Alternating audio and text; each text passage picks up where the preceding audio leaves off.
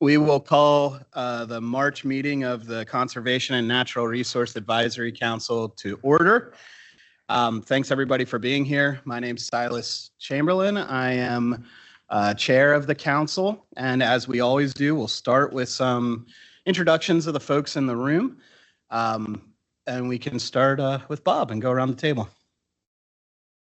Bob Kirshner. I'm from St. Mary's. I'm a retired forest product safety consultant and a avid snowmobiler. Rocco Ally. I represent the sportsmen of the state for DCNR. Been here for probably 15 years or more, and I'm a retired physical therapist and live in Armstrong County. Good morning. I'm Ken Kane from Senior Advisor from Generations Forestry from Kane and McKean County, and here on a Senate appointment. Good morning. I'm Meredith Graham. I'm an environmental lawyer from Washington County and a family caregiver as well. Good morning. My name is Gary Cribbs. I'm a geologist. Live in Delaware County. Hi, everyone. I'm Claire Jantz. I'm Deputy Secretary of Conservation and Technical Services. Good morning, everyone. Is there a microphone? Yep. Thanks. My name is Xia Wang, Director for Admin Services. Morning, everybody. Mike Walsh, Deputy Secretary for Administration. Hi, good morning. Matt Kiefer, Assistant Director in Bureau of Forestry. Good morning, everyone. Doug Wolfgang, Director of the State Conservation Commission. Good morning. I'm Jill Whitcomb. I'm the Deputy Secretary for the Department of Environmental Protection's Office of Water Programs. Good morning. I'm Jerry Walls, retired Lycoming County Planning Director, but still involved with Susquehanna Greenway Partnership and with the Pine Creek Watershed Council and trails, bike trail development from Williamsport area. I'm Ryan Such from York County. I'm president of Grow Conservation LLC, which is the contracted administrator of CONREC. Good morning, Nicole Farraguna. I'm the policy director for DCNR as well as the staff liaison for CONREC. And we have several esteemed guests sitting in the chairs off to the side. Don't look around, you know who you are. Castle State Forester and Director of Bureau of Forestry.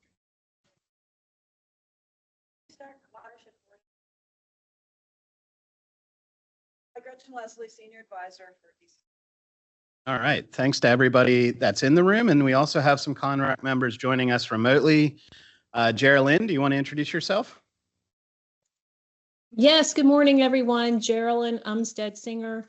I am a caregiver volunteer and former employee with DCNR. Thanks, Geraldine. Marcus? Good morning, everyone. Marcus, President and CEO of the Outdoor Inclusion Coalition. I'm located in Pittsburgh, Pennsylvania. Pleasure to see everyone virtually and in person. I hope you're enjoying this last little glimmer of snow while we have it. Thank you. And Thad. Good morning, team. Thad Taylor, forestry consultant and appraiser from Coudersport, Pennsylvania. Great. Thank you all for being on remotely. We'll now have our first public comment period. Do we have any public comment? I believe we had one arranged in advance. And so we can queue up this. Nate, I believe, is on.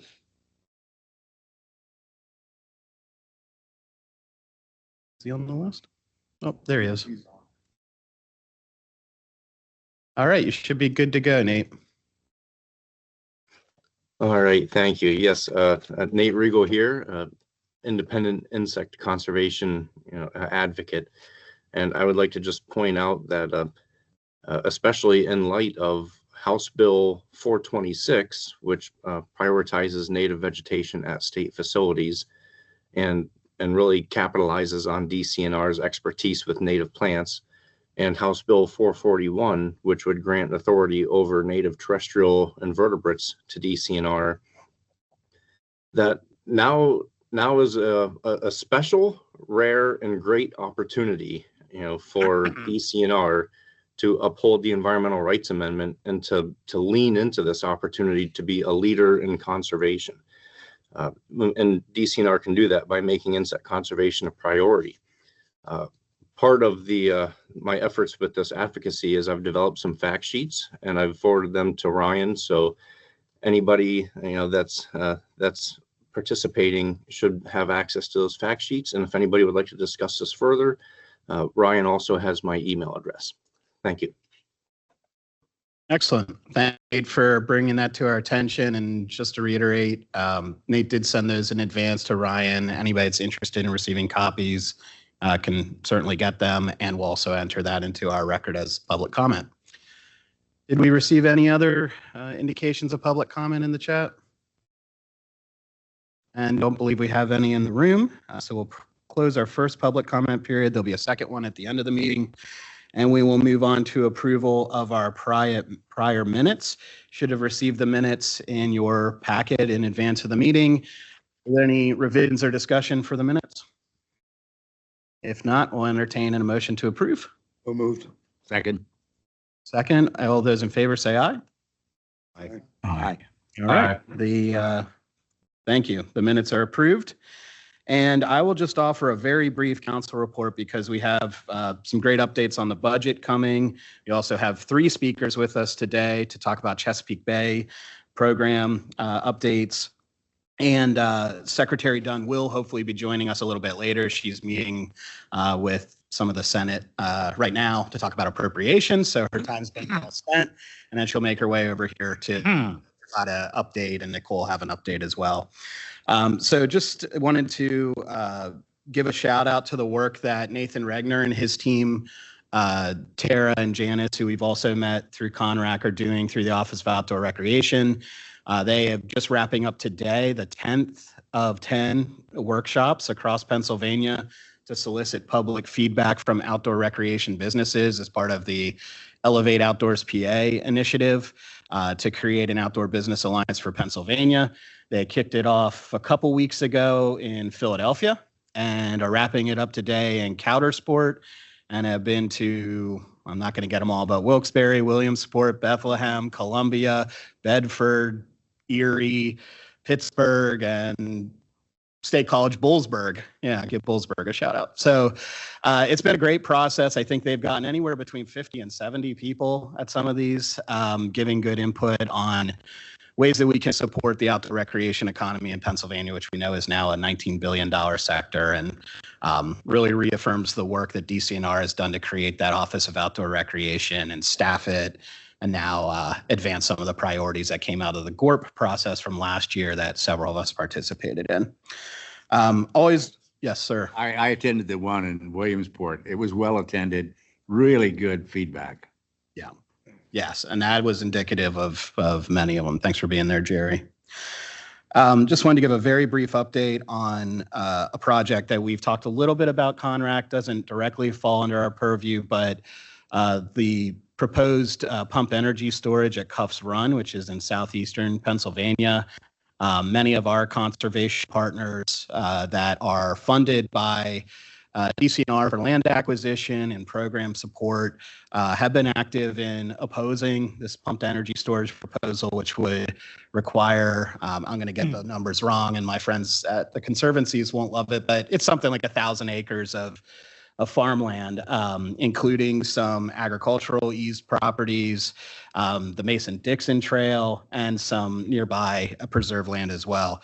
That the FERC, Federal Energy Regulatory Commission, oversees that approval process for that kind of project. They provided a preliminary permit approval for the project maybe 4 or 5 months ago. And the group of conservancies in the area and outdoor organizations recently submitted an appeal to the federal courts for a review of that permit, again, trying to stall that process. So, it's not something that I think CONRAC has a role in weighing in on at this point, but because there's been such substantial DCNR investment in the Susquehanna Riverlands, there is a conservation landscape in that area. It is a national heritage area and a state heritage area. something that, is worth keeping an eye on, I think, from a policy and project perspective. The final thing I wanted to mention before I open up to others is just keeping an eye on implications for outdoor recreation in Pennsylvania related to federal agencies and their staffing issues. The staffing of the U.S. Army Corps of Engineers and their staff reductions recently led to 3 campgrounds in Raystown Lake closing. And, that's the first of some of those developments that we might see. We know from talking to outdoor recreation-oriented businesses and communities that when those kinds of assets close, it has a significant impact on the small businesses in the area. So we're only talking about 3 campgrounds, but being the data wonk that I am, I ran some analysis on visitation to those campgrounds and found that just in campers in those 3 campgrounds every year generate about 46,000 visits to local businesses surrounding Raystown Lake. Many of them are small independent businesses that count on thousands of those campers to sustain their small business. So it creates a lot of uncertainty going into the popular summer tourism season for our small business community around Raystown. So DCNR, I noticed on social media, had been saying we are open and awesome as always for our public lands are here. And I think that will result in, DCNR's public lands absorbing more use. But just wanted to point out that, we do have a broad interest in outdoor recreation and the outdoor economy, and this is a development we're watching very closely. I think with that, I'll just ask if there's any other updates. I know in our business meeting or our working meeting after our public meeting, we could talk about any focus group updates, but anything that you'd like to share with the public? All right. So we will move on to the budget report. Mike, are you going to kick it off? All right, thank you. Thank you, Mr. Chairman.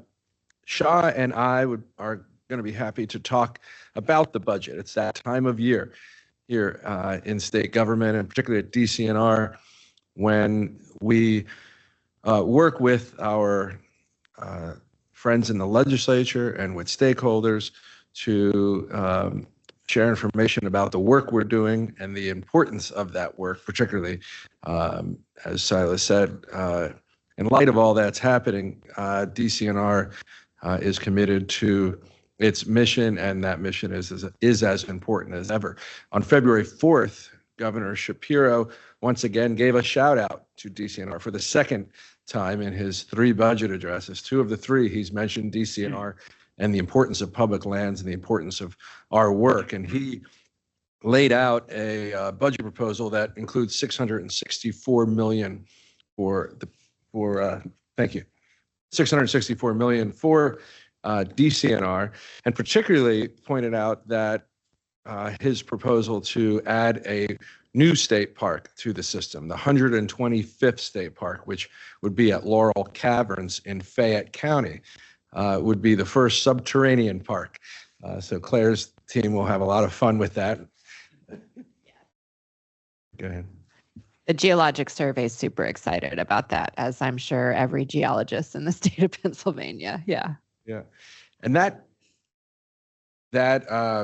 Laurel Caverns will come to DCNR as a donation from the present owner, who's a longtime owner, who will convey that to DCNR, to the Commonwealth. And we're really excited about that. It has over 4 miles of underground trails, goes down to over 400 feet. And we're pretty excited about making that Pennsylvania's 125th state park. So there's about $5 million that Shaw will talk about in the budget for both Laurel Caverns and for a conveyance of land up at the Glenanoco track. So it would convey 391 acres from the Pennsylvania Game Commission to DCNR, and we would do a land swap and give them land somewhere else to do a land exchange. But that would improve the public safety and access to a really critically important trail for the reasons that Silas mentioned. So much economic activity around the small towns up there and the public wanting that. So we are pushing forward in a strong way to both expand an existing park at Lehigh Gorge and add an additional park at Laurel Cabins. And that is super exciting for DCNR. We're an agency of 1,439 people. So a ton of work at more than 170 locations every day happens because of a dedicated group of public servants. And about 1,200 folks join us seasonally. And that begins, particularly as we get into this busy season, you'll see more people joining our ranks. And there were 3 additional complement proposed in this budget that would support the Kittatinny Ridge Sentinel Landscape and the Appalachian Carbon Education Partnership, which is called ACEP, 1 federally funded, 2 Commonwealth funded positions. So we're really interested in seeing that work completed. And we need those people to get that work done. We went before the legislature, if you watched it on PCN, on February 27th. And it was a joint hearing before the House Appropriations Committee with the Department of Environmental Protection. And I guess the upshot of being with DEP is the folks in the legislature get to see the great work that 2 agencies do. The downside for us is that probably 60 to 70% of the questions go to DEP.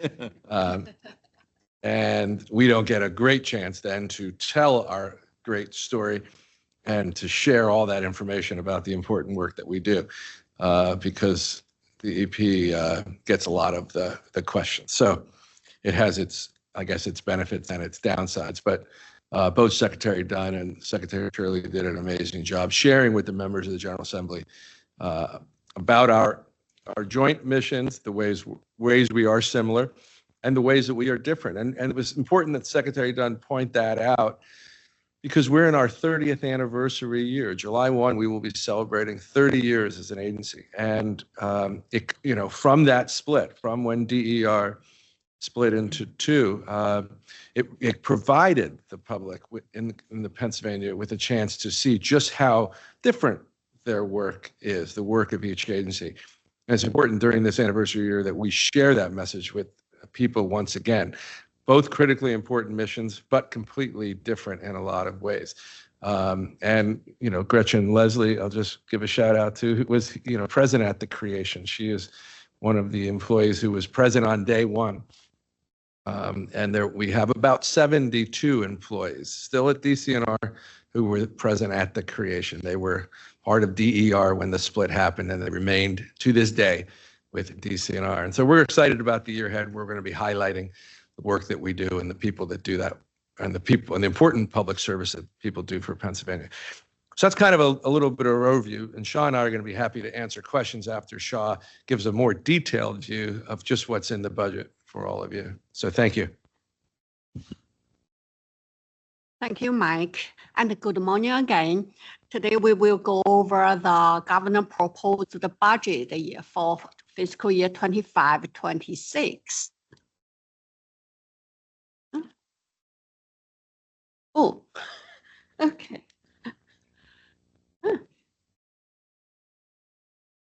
Did I press or you did the magic? Okay, thanks. If you can do it, that would be great. So DCNR's budget is a very tiny piece of the entire Commonwealth's budget. Imagine that the Commonwealth has $1. DCNR would get 1/3 of a cent, not even 1 cent. It's only 1/3 of a cent. So next one, please.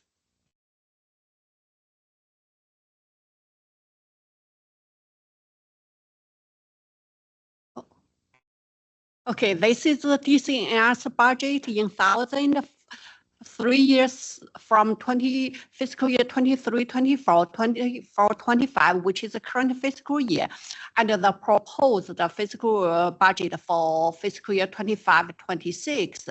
In the last column, you can see the changes in comparison from this year to next year. As you can see, the general funds has about a 23 million increase, and the federal funds has about a 10 million decrease, and augmentation has about a 1 million decrease, and the restricted funds it has about $359,000 increase, and 14 million increase in other funds.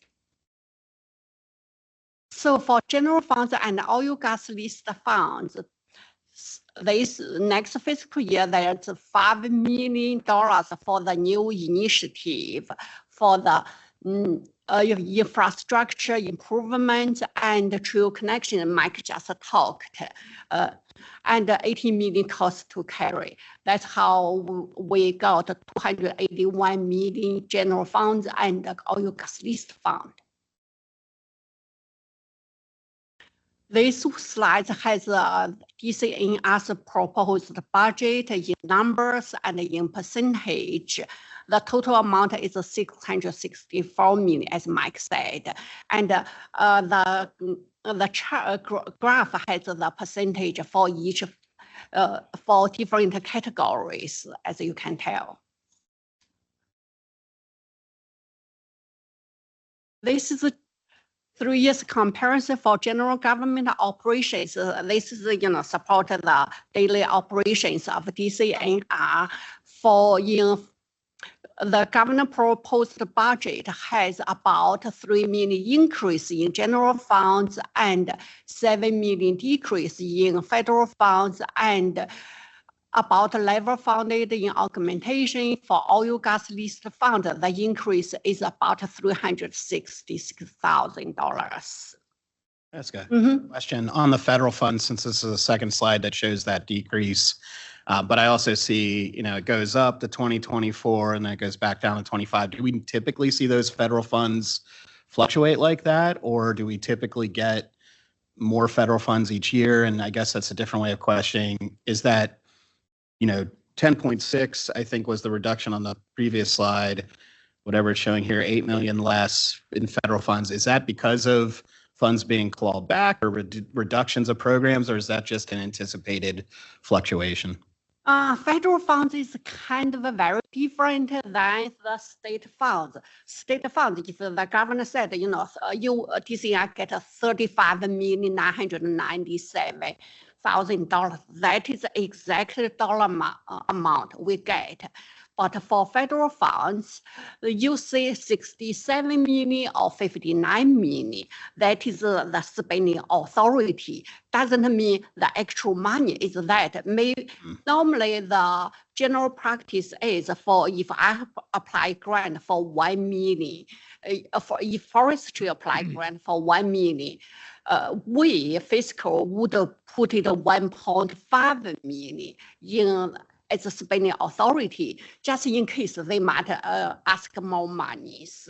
So that is just a number, it's spending authority, we call it, not actual funds. The actual grants is about the same. Okay, so we shouldn't read into that reduction too much. It could just be when funds were recognized or what funds were drawn down from things that were already authorized. Exactly. I do believe that one fund, which is in co-managers, federal grant will be increased because this year is a planning session and the next year would be implementation session. And of course, implementation, you need much more money for the implementation than the planning. Okay. So actual money increased. Yeah, makes sense. Question, will we get a copy of what you're presenting here in hard copy? Actually, I sent the copy to Ryan last week, so he can share with you. I like that. We'll send out all the PowerPoints electronically. Well, okay.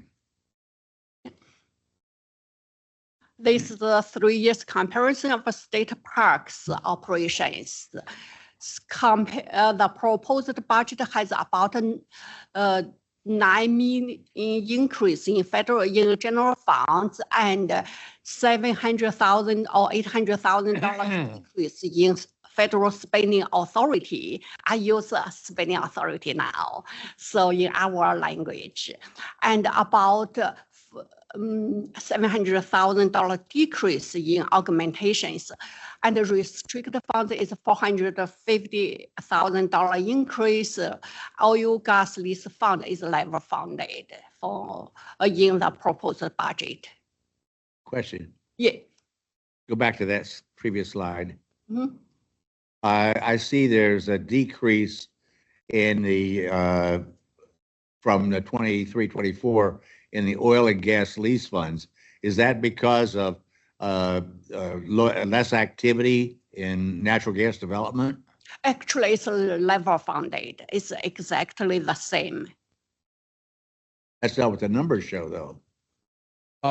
You're looking from 23, 24 to 24, 25, you're saying. Oh, yeah. So there are folks in the Bureau of Forestry who work in oil and gas leases who provide estimates each year, and then we see what actually comes in, and market fluctuations do impact those dollars.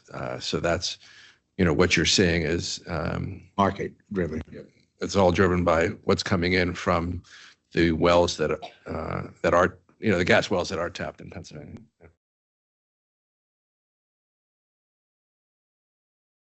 This is the user fee revenue Parks collects from 2008 to March to last week when I ran the report. In fiscal year 2023, Parks collected 32 million. I expected to collect about that amount, 32 million, this year as well. This is the state forest operations. The proposed budget has about 5 million increase in general funds and 2 million decrease in federal spending authorities. And for augmentations, it's about $500,000 decrease, and for restricted funds is about $300,000 increase. Oil gas lease fund is level funded comparing to this year. This is the timber sale revenue forestry collects from 2008 to March as of last week. And in 2023, forestry collected 18 million in revenue. This year, I expected to collect more than what we collected last year. For forest pest management, it's $500,000 increase in general funds and $300,000 increase in federal spending authority restricted funds is level funded. This is the Parks and Forest infrastructure project and the ATV, snowmobile, and the initiative. Everything is level funded, but there's a $5 million initiative for the trail connections Mike talked before. Heritage Parks is $5 million in 3 years in a row, so no cost. For the model license fund for the Dirt Gravel Road is $7 million, no change. And for Forestry Bridge, it's a $140,000 decrease. This money we receive it from PennDOT. For oil gas lease fund, basically everything is level funded compared to this year, except the general government operations, which is a $366,000 increase. This is a Keystone Recreation Parks and Conservation Fund. We called it, normally we called it Keystone Fund. comparing to this year, the proposed budget has a 14 million increase. However, we don't know the number until very late June of next year. By late June of next year, normally after June 25th, we would receive a number of additional fund from GBO says, okay, this is your true up. Then we know the exactly number.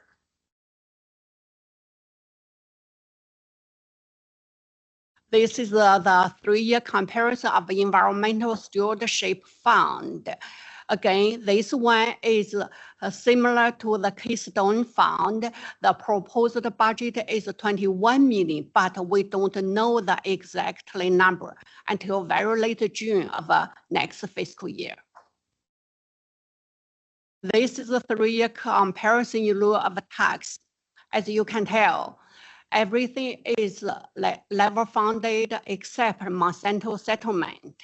The spending plan for Monsanto settlement is 3 million this year and $2,750,000 next fiscal year. I believe this is the end of the slides. So questions or comments? Lots of information, I know. But you can always, Ryan can share the slides with you, and you can always reach me if you have additional questions after this meeting. All right, thank you. Are there any questions from council members? Up. I have one. I probably should know the answer to this, but I saw 1% of the budget is a motor license fund. Mm-hmm. What is the motor license fund? Motor license fund, that is what fund we receive from PennDOT. Okay.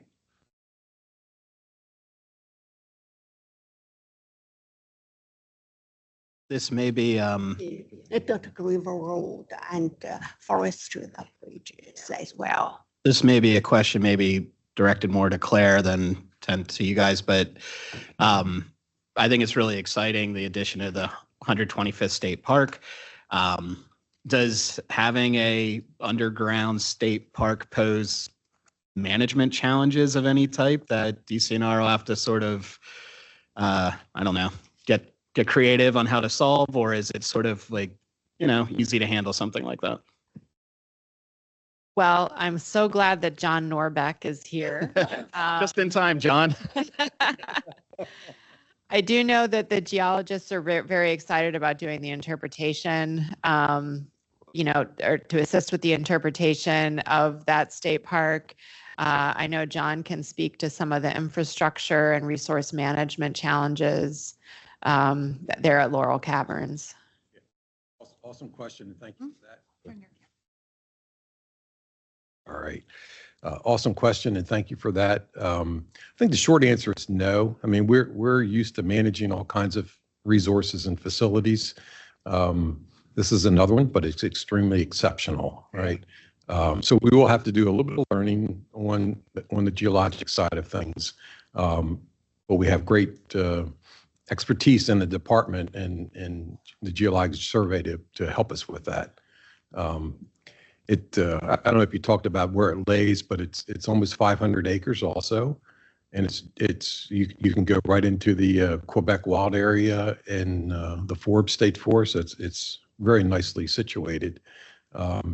Great bat hibernaculum. So we'll continue to work with the Game Commission and our folks in the Bureau of Forestry that manages wild caves. So part of it is going to be open to the public, and part of it will be continued managed as a wild cave. So we'll work with both forestry and Game Commission and managing those resources. So will it be open? I guess right now it's operated almost as a tourism type thing where you charge a fee. Will DCNR charge a fee for access, or will it be like other state parks? I think our intent would be it's a special service, no different than like a marina or a campground. So we would have a use fee there, minimal use fee. I know there's a lot of educational programs go through there. A lot of school groups go through there. So we're pretty excited about that. Yeah, that's excellent. Thank you. Could you give us any sort of a feel for how many bats there are there? I've probably seen that number, but I don't remember it. I know that it was pretty devastated with white nose syndrome like over the last decade. But I do know that the population is on the rebound. But if you know anything about bat populations, it takes a long time to build back, right? Yeah. Another quick question for Mike. I think you cited the 1,439 employees of DCNR. I think we asked the question last year as well. How many of those are currently vacant? Are you having, is it easier to fill positions now? Are you seeing former federal government employees make their way to DCNR? You still struggle to recruit and retain workforce? Yeah, so great question. There's been a lot of discussion, as you can imagine, in the last several months about how are each agency in the Commonwealth being impacted by what's happening in DC. And so just a quick overview there. Of those positions that I said, 1,439, there are 16 that are federally funded. Of those 16, I believe only 4 are filled at the moment. The rest are in search. You know, we're undergoing the recruitment for those positions. Otherwise, we are pretty close to what we call our complement ceilings in our 3 major funding areas. Our 3 major funding areas are state forest, state parks, and general government operations. So in general government operations, for example, we have 2 vacancies out of all those that are GGO funded. State parks and forest have been at times getting pretty close to what they call their complement ceilings. Exact number of vacancies as of today, but it's, do you know the exact number? For forestry, we're maxed out at 530 salaried position. Yeah. Yeah. Well, everyone's pretty close to capacity. And the governor, as you probably saw, has been promoting Commonwealth employment as a place for the former federal employees to perhaps seek and find employment, and has been we have been working in the Commonwealth to open up the process, make it as easy as possible for former federal employees to find out which vacancies exist in agencies and submit their applications for consideration. So I know that in several of the vacancies that we do have, we have seen instances where former federal employees are looking to come back to our agency and other agencies. I'll say also, too, there was a number of questions we received in January and February in particular about the kinds of grant supports that exist for DCNR from the federal government.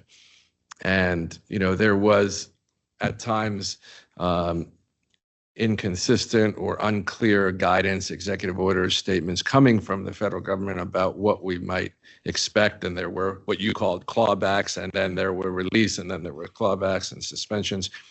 There was about $20 million in total that DCNR receives from the federal government. And Governor Shapiro in mid-February was part of a lawsuit that he filed to the federal government to release those funds. And thankfully, the federal government did release those dollars that you saw kind of in late February, that's right before our budget hearing. So we continue to monitor that situation. That's an active, ongoing monitor of what's happening at that level. But right now there are, right now those funds are continuing. And as Shaw talked about, the federal appropriations are, anticipated, and we receive the dollars after we've submitted for reimbursement. So that's why that number 2 fluctuates that you saw on there. So that's where we are. We are pretty close to full capacity across the agency. Excellent. Thanks, Mike. I think Geraldine had a question coming in virtually. Geraldine, can you unmute Yes. and ask your Yeah. question? Yes, thanks. I just didn't hear what John said as far as how many acres is the new park? The Laurel Caverns? Sure. I believe it's 478 acres. I mean, I can Okay, check thanks. to verify that, but it's right around 500 acres. Okay, thanks. Thanks, Geraldine. Any other questions? All right. Thank you, Shaw. Thank you, Mike. And thanks to everybody else that contributed to that conversation. And with Secretary Dunn now joining us, we'll turn it right over to her for her report. I'll try to move it along pretty quickly. Just came back over from meeting with Senator Martin, making a pitch for our budget. As you notice, we didn't have a Senate budget hearing this year. We just had a House budget hearing combined with DEP. So wanted to make my pitch, focused on the $5 million to 2 park opportunities directly to Senator Martin. And I'm sure Mike and Shaw covered that fairly well, but these are like really unique, special opportunities. Laurel Caverns, the biggest calcareous sandstone cave in the country. School kids, visitors, tourism, adding a depth to our system, pun intended, that we don't have right now. A lot of states have a cave state park. We don't. There's national visitation that is really high in those ones that do. So that's huge. Our ask for that as well as Glenanoco, the improvements needed there to make that safe. Glenanoco, I think you all know about. We've talked about Glenanoco before, but that one is a swap with the Game Commission. Swap acreage. So we have a swap that we're working out with them. So their constituents gain, we gain, but the big gain is that there would be a safe and accessible trail, not fully ADA accessible, but a safe and accessible trail so people could see the waterfalls at Glenanoco. Think like Ricketts Glen, that kind of a system where it's pretty sophisticated system of stairs, boardwalks, rails to make it safe. There had been fatalities there, and that's why the Game Commission had to ultimately close it, because it's really not within their mission to make that sort of a recreation amenity for the public that's not related to wildlife. So this makes complete sense to do it this way. Again, for $5 million, we get a gem on each side of the state to get started. So we're really hopeful about that. Senator Martin pointed out that the revenues are tighter this year, so we'll have to work for that. But I think the point being made that these are real revenue generators in terms of tourism and visitation. We know from old numbers that every dollar spent in a state park brings back 12 to the economy, and that's an old number. These 2 amenities probably are much higher than that. So we're making our case for that investment. We again, not knowing exactly what was covered by Shaw and Mike, we really counting on the budget that is proposed by the governor. We got a little bit of a boost in forest pests, and we desperately needed that. We've been running real tight on forest pests. Also, the demands on the system continue high. The investments we've been able to make over the years in infrastructure, we've had a run of about 5 good years of budgets between Governor Wolf and Governor Shapiro and the legislature. And the public is seeing the improvements that we're making. We've opened campgrounds, we've opened campground loops, we've improved shower houses, bath houses. First thing we had to take care of in the early years were the dams and sewage and water. We got the water deputy here. She'll attest to the need for that infrastructure. And Jill will stop writing us letters. And but we had to get that stuff taken care of first, public health and safety. But we're able to now get to the public facing side of the infrastructure improvements. So we don't want to stop now, because that's what's going to really serve Pennsylvanians, help Pennsylvanians do what the governor wants us to do, Great American Pennsylvania, Great American Getaway. Add to that quality of life that we all enjoy and improve. And John's here, but he's got more projects in queue with the facilities design and construction group than we've ever had in history. We're moving more projects, more money per year than we ever had, 70 million per year. Typical in the past, if FDC, our engineers and architects and stuff, were moving 40 million in infrastructure, that was a big year.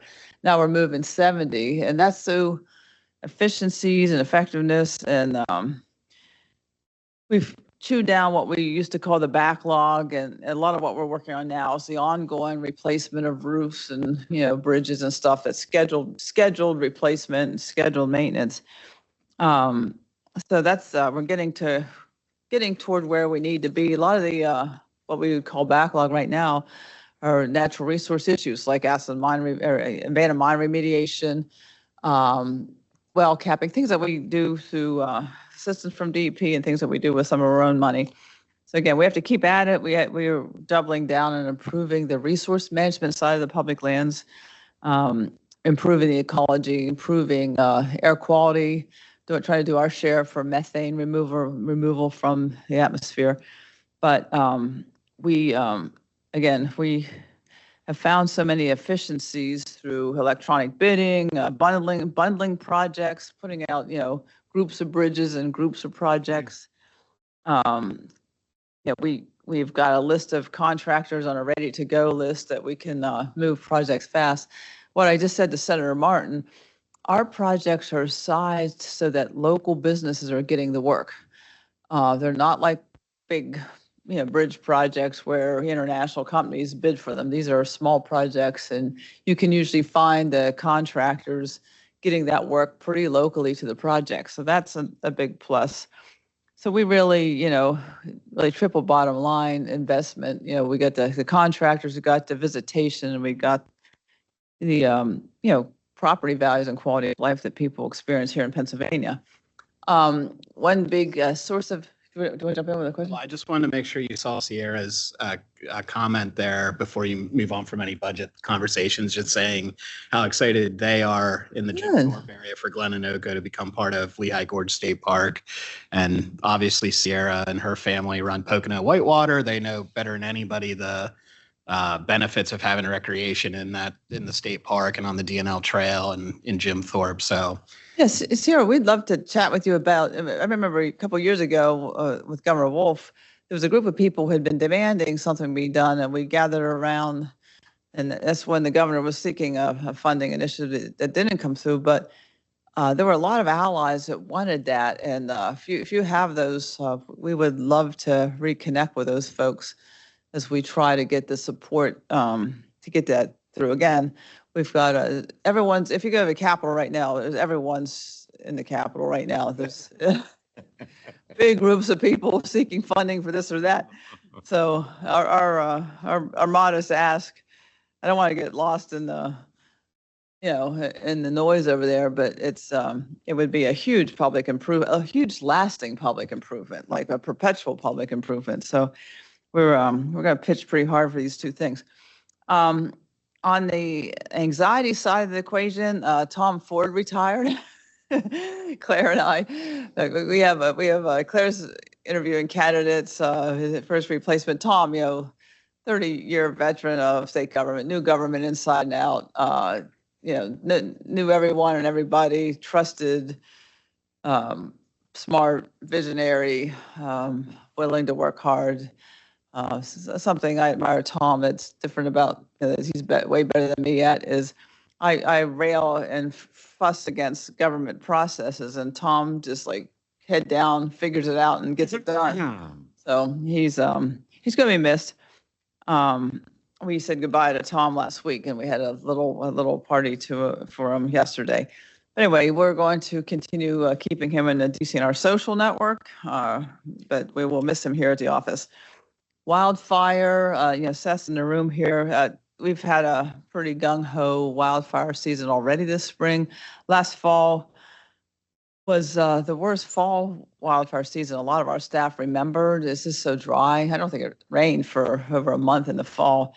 People don't think about it this time of year as much, but the streams are really down. I mean, it's dry out there. getting little waves of rain that have been helpful here, but the fire activity has been above average. We've had 400 wildfires already this year.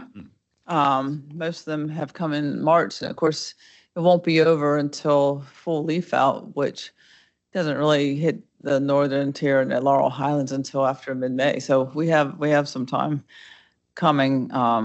Again, so if you're wanting to have a hike or a picnic and it's raining that day, just remember the silver lining of maybe it's helping us with the fires. Again, I mean, human health and safety is primary concern. The resource is a concern. And then the other part of it for us is it chews up our budget. I mean, to be honest. So we got to put helicopters and planes in the air when they're bad. So it's just something to think about.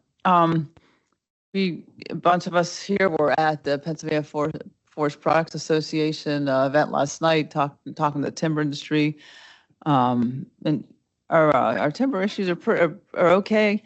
2024, we have 15,522 acres are contracted for harvesting. We are meeting our goals or nearly meeting our goals. Total monetary value of the wood products is coming at $22.5 million. Average revenue generated to the Commonwealth for forest timber stumpage contracts was about $1,431.69 per acre. we count every bit apparently. There's some issues to be concerned about. The mills are reporting low volumes of logs in their yards. This is due to high stumpage prices. The tariffs are being applied to multiple forest products. This is a big concern. On March 4th, China banned imports of logs from several firms in the United States. The timber sellers in Pennsylvania have operate the sawmills of our hardwoods. Logs are being turned back to the country. Big loss, high cost. Why? It's a big concern. Yeah. So when China cuts off the imports, which is a response to the Trump tariffs, then it hurts our companies in Pennsylvania. So they'll be turned away and potentially have to sell to other markets. So there's a lot going on in timber and forest products right now. It's hard to sort it out with the tensions with Canada and China. The housing demand in this state and the housing demand everywhere. So it's a strange time for that element of our work. Of course, we look at it not just with the forest products industry, but we look at our ability to manage the forests, and in the prescribed way, we lay out plans for forest management, and to have that disrupted is an ecological concern. But to have the industry fail would mean our ability to manage the forest would be a problem. So we look at the long run, and it's a concern for us in terms of our management. So we're paying attention, trying to support and do what we can do to be helpful. It's something we're watching pretty closely in forestry. On the positive side, River of the Year was announced. DCNR and Pennsylvania Organization for Watersheds and Rivers, BRC, announced the Delaware River is River of the Year. It's actually the third time since '02 that it's been River of the Year. This is done through a voting process. So they scored it, and they're it again. So that's great.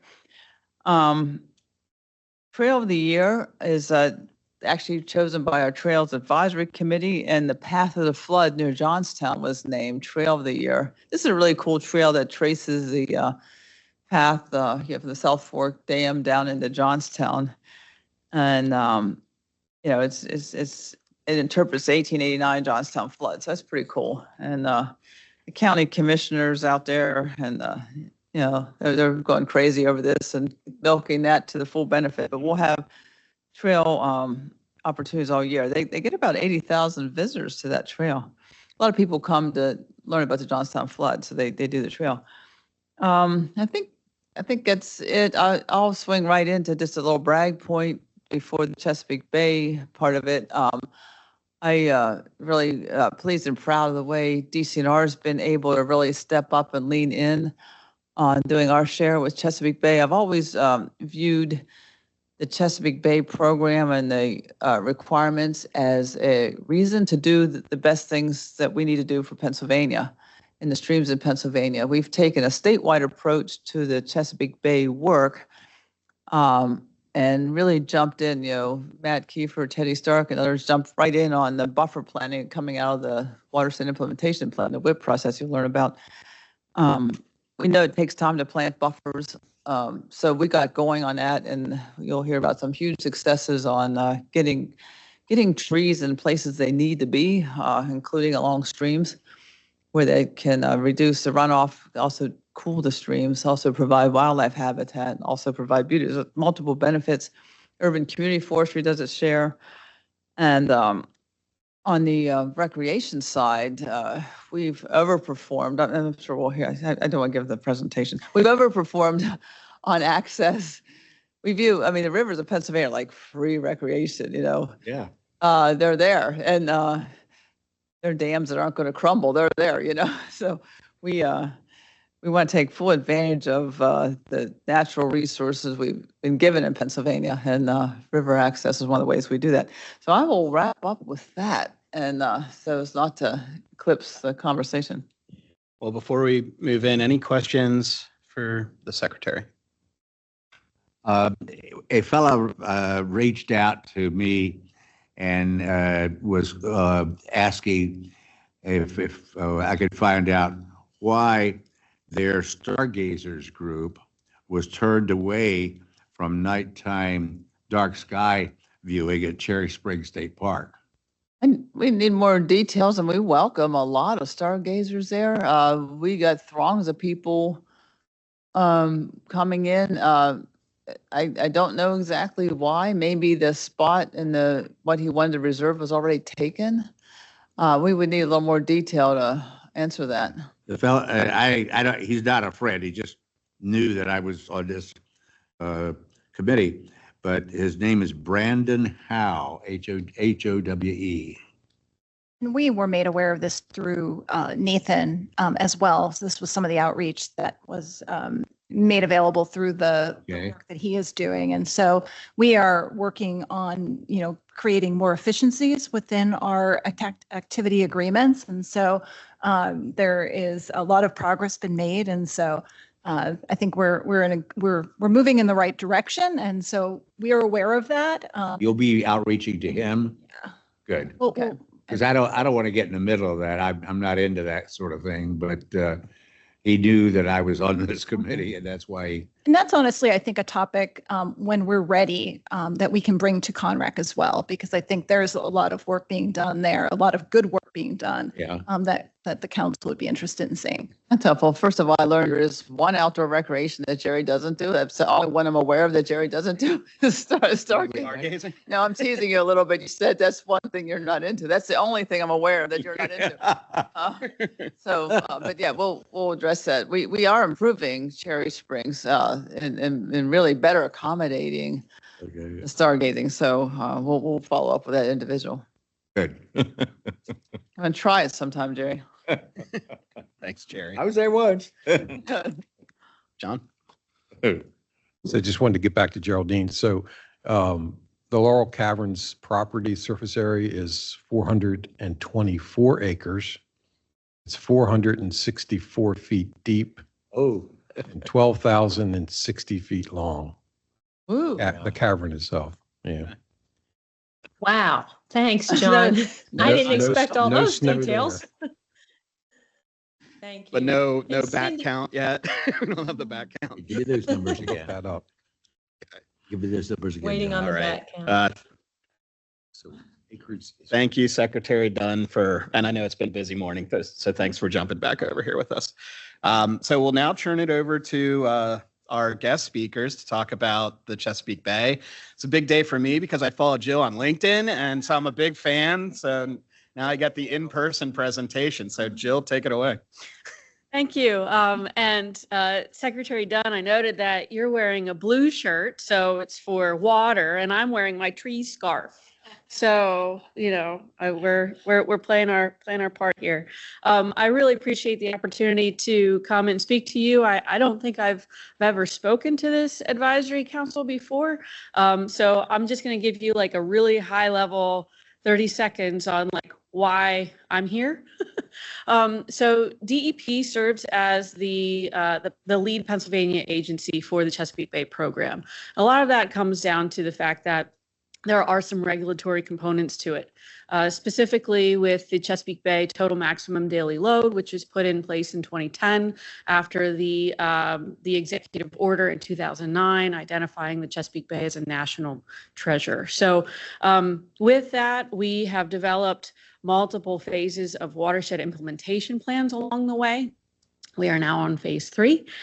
Phase 3 was developed starting in 2017 and all the way up through 2019 and then amended and submitted in 2022. Some of the lessons learned, which you'll see, hopefully you'll pick up the themes in my presentation today, is related to partnerships. The number one thing that we identified as an issue with our first phase 1 and phase 2 WIPs from 2010 and 2012 was there was not enough stakeholder engagement. It was basically we did the math, we threw some numbers on paper, and we said, all right, we met it. Now, there has been a lot of work that has been gone on for the last 40 plus years. So we don't want to discount the work that our local organizations and our county conservation districts and other local partners have been doing. But we have actually been able to show a more collaborative environment, and the sum is greater than the whole of the parts kind of thing. So that's really where I want to start. So first of all, again, a quote from our acting secretary, Shirley, that we are focusing on counties and local leaders and partners across all sectors, and that they are working together to reduce the pollution in their local waters. That is really important because how many people have actually gone to the Chesapeake Bay? Like actually gone to the Chesapeake Bay? Probably a lot of you in this room, but there are a lot of people in Pennsylvania that have not gone to the Chesapeake Bay. It is not in their backyard. It is not something that is a top priority for them, but the streams that flow behind their house or, in the parks that they visit or where their kids go to school, that's really important to them. So really we shifted the paradigm to focusing more locally, and our motto is what's great for PA is good for the Bay. So if we do stuff here in Pennsylvania, then it will lead to positive impact to the Bay, and we're seeing that. So how do we do this? We have 43 counties within either parts or wholly within the Chesapeake Bay watershed. It goes all the way up through the center of the state. And so how do you prioritize? We've prioritized based upon nitrogen and phosphorus sediment loads to the Chesapeake Bay, particularly, but also with local impaired waters. Lancaster and York County are tier 1, meaning 25% of the total loads come from those two counties. And of those two counties, Lancaster County, I think about 20% of it comes from them. So we've really tried to prioritize and focus our resources in those counties, but not taking away from the other counties as well. We have a whole collaborative of folks that are in our Bureau of Watershed Restoration and on-point source management. Within the counties, we have more than 1,200 partners that are either directly or indirectly involved in implementing county-wide action plans, and I'll get into a little bit about what those are. And we've engaged with private entities, private industry as well in this whole work. Partnerships. We can't put every single partner up on the screen, but we do try to at least highlight and acknowledge the organizations that have been with us since the beginning, since 2017. And so you'll see all the state agencies, but also we have federal agencies. We have folks at County Commissioners Association, and Penn State Extension, and PMAA that are working with us. So why countywide? We could have gone smaller, gone municipal, municipality by municipality. Well, that's that's challenging in and of itself. We could have gone larger by watershed, but really when it comes down to is that the counties, even though it's a political boundary, they are the best suited and the best positioned to make decisions at the local level, whether it's through county conservation districts or county planning commissions. Those are the two government entities that have really stepped up and served as the government sponsor for a lot of this work. So, a countywide action plan is just another plan to put on the shelf. No, that wasn't the goal. The goal here was to leverage all of the existing plans, whether it's Act 167 stormwater management, whether it's a hazard mitigation plan, whether it's MS4, municipal separate storm sewer system plans, pollutant reduction plans. It's really important that people are looking at this more holistically, but with a primary focus on nutrient and sediment reductions. We've developed planning guides, technical trainings, toolboxes, all of these different opportunities to help support from an administrative perspective, but also from a technical perspective, the counties that have engaged. And I will say that all 34 counties that we've asked to voluntarily participate in this have done that and continue to implement their plans. This has been a voluntary effort. While the TMDL is more regulatory in nature and DEP is responsible for making sure we all meet our targets, what we've done is we've said, we will work with you voluntarily. If you work with us, we will work with you. Another thing that I wanted to highlight too is that it's not just about water quality. There are so many benefits to the work that are being done, and that water pollution comes from many sources. Clean water is the end result, but there are also other opportunities. It's a catalyst for economic and public health and social benefits. How we are able to utilize these best management practices like green infrastructure or agricultural best management practices, or even, just stream restoration type projects. It really helps to ensure that there's a greater value for the residents and the visitors to Pennsylvania and our watershed. So we've been building partnerships and looking at processes, looking at people, projects, data. So we have a newsletter, and it's called it is Partners, Projects, Progress. So the 3 Ps. Yeah, we got partners, we got to do projects, we will make progress. It's an easy kind of linear thought, even though it goes in like a little spiral circles. Every time you want to do something, you think, oh, you're going to start here, you're going to end here, and you go in a straight line. But that's not how the world works. That's not how life works. So we do go up in ebbs and valleys, but we learn things. We learn along the way. What do people need? Accessibility to funds. We need to be able to make it easier for people to get the job done. And one of the things that we've done is through our countywide action plan block grant program, we're able to add state funds, federal funds, all these different funding sources. We have 3 federal grants that go into one agreement. We have 1 state program that goes into one agreement. And so then that way, these counties are able to get all of this into one agreement, all of it to them, so that they don't have like 5 different agreements to manage and administer.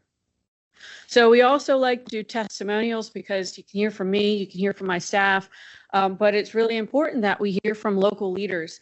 And I wanted to highlight this one as it relates to our partnership with DCNR and the folks that are doing this work and helping. And thanks to Teddy and her team and Matt as well. It's really important that we are that we're working together in collaboration.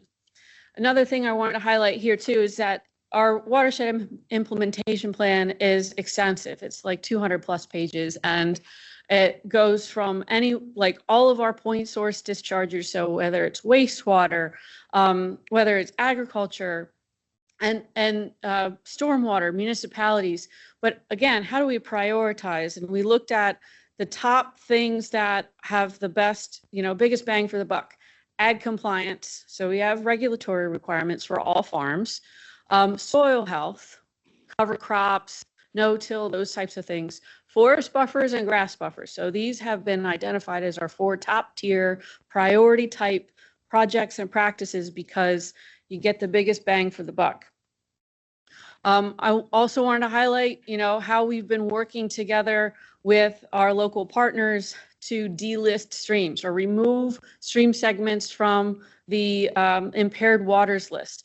It goes without saying that we can't do this alone and that we need private landowners to participate because that's where a lot of this work gets done and needs to be done. Again, highlighting some of the benefits to this, the countywide action plan is to implement the WIP, yada, yada. But really, when it comes down to it, it's also anecdotal evidence for residents that say, this stream used to be awful, and now I can hunt and fish here. That's really important because then it sends the message that what we're doing is working and is visible. We've also, again, looked at things from a stakeholder perspective of how do you prioritize? There's a lot of things that people want to get done. We elevated the importance of clean water and water quality so that we could basically get things moving forward in a prioritized manner. And so, we could talk about what we can see, but also what we know through data. So in July, and I think Matt probably will touch on this too, is in July, the University of Maryland Center for Environmental Sciences published their 2-year report card. And it's the first time in the 20+ year history that the Bay has scored a C+. Okay, first time. And now it's at 55%, we're working on curve, whatever. But the Upper Bay, I really want to highlight the Upper Bay is where the Susquehanna River drains to. So the Susquehanna River is really the main influence to that portion of the bay. And it scores at a B-, and it's showing a higher rate of increase or improvement. So we're seeing, again, that what we're doing in the Susquehanna River Basin is working. What we're doing in the Potomac River Basin is working. Another thing I wanted to highlight here, and this is just more like data-centered stuff, but it's how we've been able to identify and use WIP values in the modeling tools that are used to help estimate reductions, and water quality, what the actual water quality is showing. And so you'll see these bars and you'll see the shading. The bars going below the line is good. So usually that's a negative, right? You're going below the line, it's negative. But no, in this way, it shows that we're making those reductions. That blue bar to the second to the right shows what we would expect with lag time. So lag time is a big thing because you can plant a tree, but it'll take 25, 30 years for you to see the value and the benefit. So what we're expecting with lag time, but that far right bar is what we're seeing in the water quality data. And that left bar on the pink side is what we would anticipate with our WIP. So what we're seeing is actually better than what we would expect with the actual water quality. And like I said, each one of these little dots on the screen are areas where they have this available, and it's on the Chesapeake Bay program, the EPA website to look into. So again, assigning numeric goals. We signed goals, not targets. We have targets to meet. The counties have goals to meet, and we're very clear. Even though it's like semantics, we wanted to make it very clear that they have goals. And so with the goals that we've set, the collaborative experience and work environment we've developed, and the trust we've been able to document more BMPs year over year to be able to report to EPA. And that is significant because we're dealing with private landowners, farmers. Farmers don't want government to have their data, right? But we've been able to again, build that trust through our trusted local partners and through, you know, how we've been able to use that data to demonstrate success.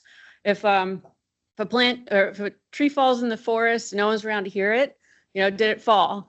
If you plant a tree in a forest, did you actually plant it if you didn't report it, right? Like, so that's kind of where we're at. And that's how we've been able to try to get people to acknowledge what they're doing and the good work they're doing.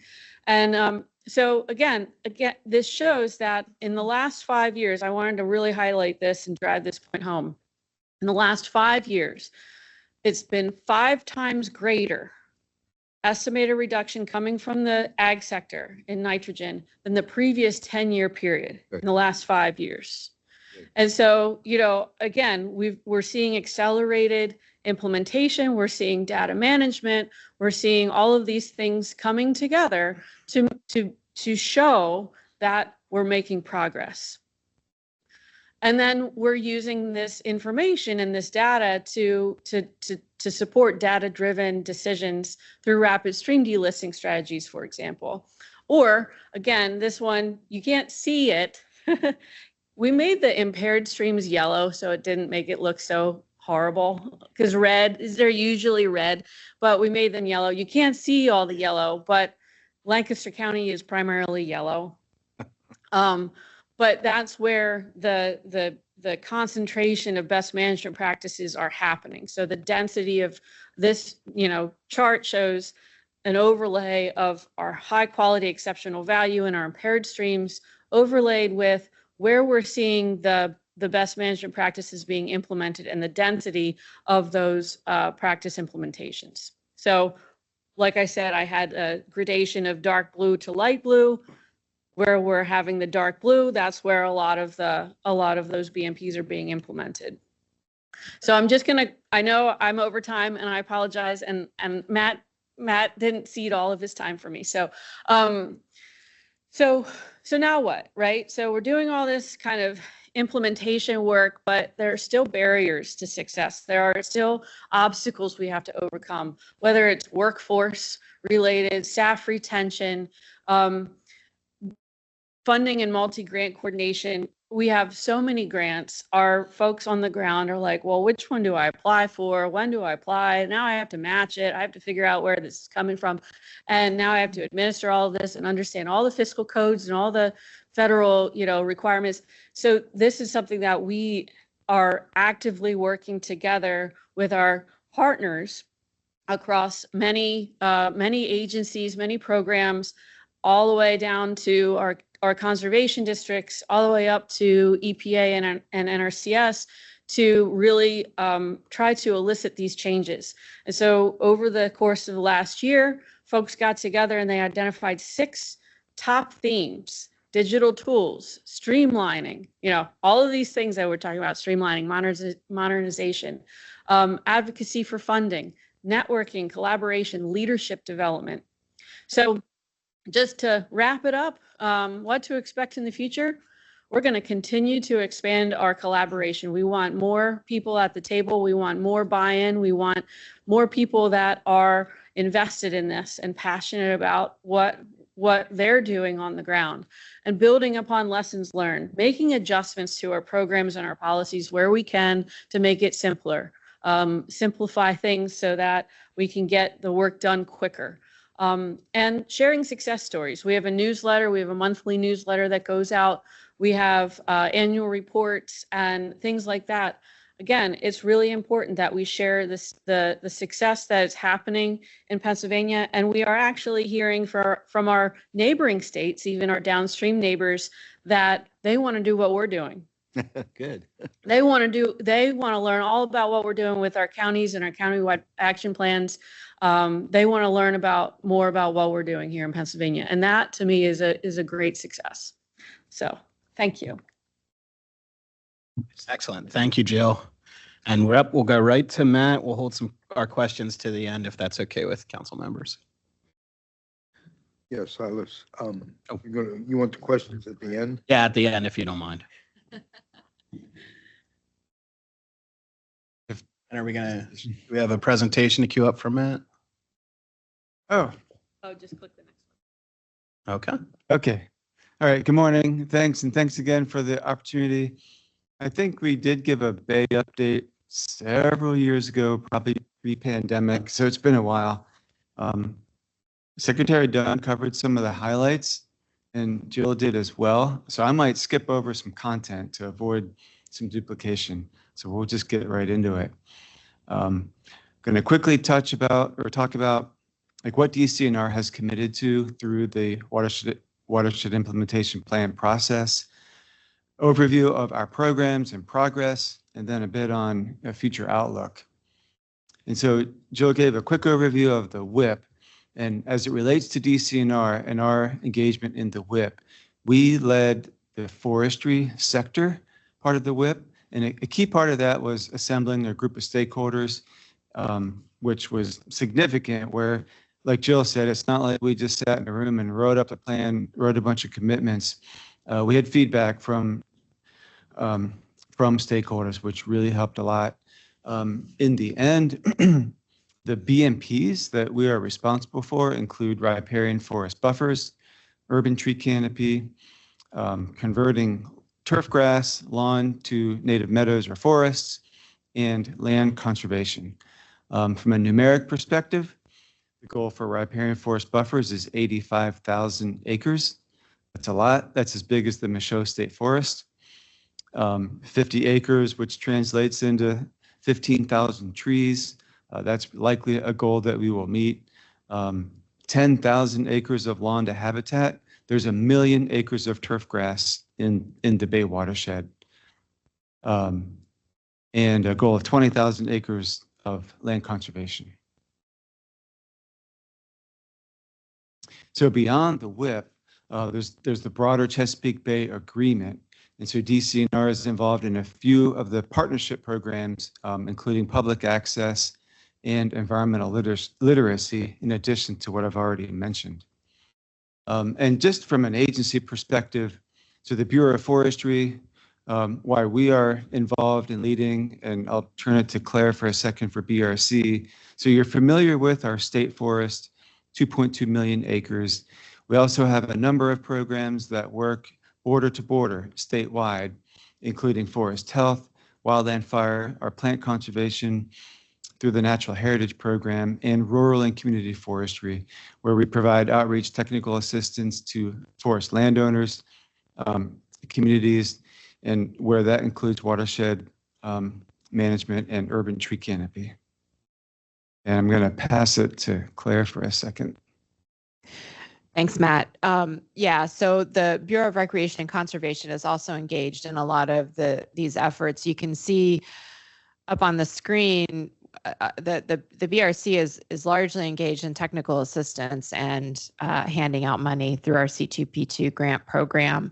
And so you can see all of the different areas that we fund. The ones that are most relevant, I think, to the Chesapeake Bay work are related to community and watershed forestry, our rivers conservation and development program, and land acquisition and conservation. But there are some overlaps, particularly in state and regional partnerships. So we engage with partners through technical assistance and funding. And if we go to the next slide, these are our regional advisors. So for those of you who aren't engaged with the C2P2 program, we're actually just looking at some program assessment data yesterday, and the best road to success for a C2P2 grant is to contact your regional advisor. So this is available up on our website, and our regional advisors are there to help kind of guide you through the grant program. One of our biggest successes with respect to Chesapeake Bay goals, as Cindy mentioned, is our public access goal, which DCNR contributed to through our Rivers program. The preliminary numbers that we just received in the last week or two show that we have 313 new sites over the 2010 baseline. The goal was to get 300 sites over the 2010 baseline. So we met and exceeded the goals across the Bay watershed. In 2024, I think we added 24 new sites and 10 were in Pennsylvania. And I just threw up a couple of examples here. One of them, which I know Secretary Dunn has been involved in for a while, is the Heishman's Mills Portage project. That was completed in 2024. That's down in the Carlisle area. It's a really neat site. And this one and the other example at Siebert Park kind of highlight how the Rivers program works. It's usually kind of bundled up and with some other site improvements. In both of these cases, those site improvements included ADA access and ADA parking. And Heishman's Mills is a really interesting site because of its historic and cultural significance. It's a restored, there's been a community group working for a long time on restoring the mill itself. And it's unique in that all of the bits of the mill are still in the mill itself. So the previous owner kind of kept all the stuff. So there's even, an opportunity to restore the mill fully in terms of its operation. There's also a mill dam here, which the portage is really meant to help paddlers move through this part of the Conde de Gwinnett. On Siebert Park, I wanted to highlight this one because it was also completed in 2024, along with the river access. This is part of a much larger, I think, almost $2.5 million project to also do riparian restorations, buffer plantings, nature trail development.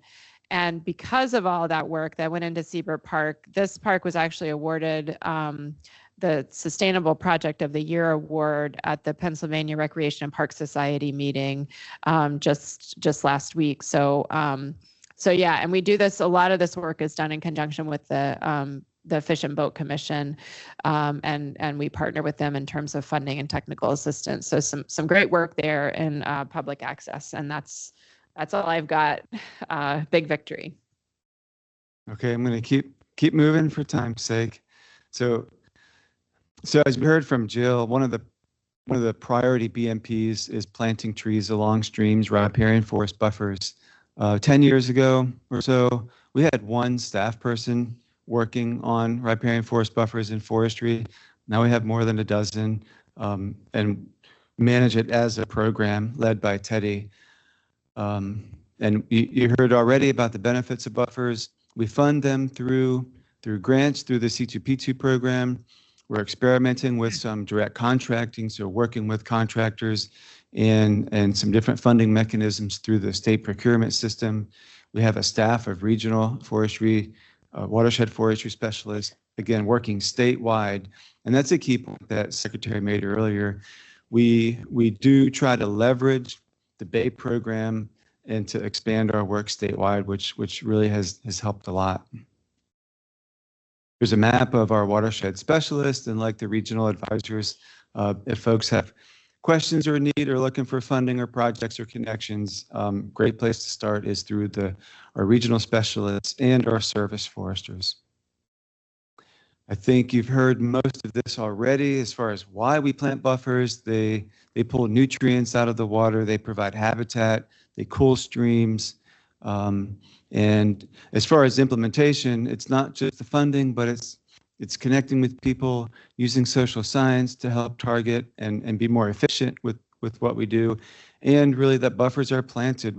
We have urban goals for planting buffers in urban areas, people's backyards, and of course in agricultural settings. And as Jill mentioned, one of the highlights for us this past summer was a shout out from the governor.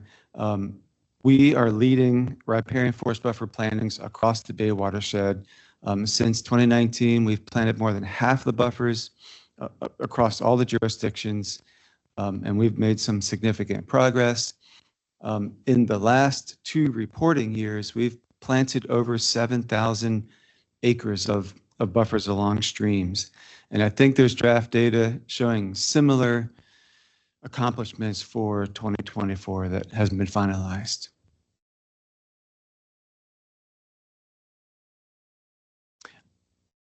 We had a very big project last year in the Big Elk State Park, the largest single buffer planted, at least that we can think about and track, 250 acres, one project.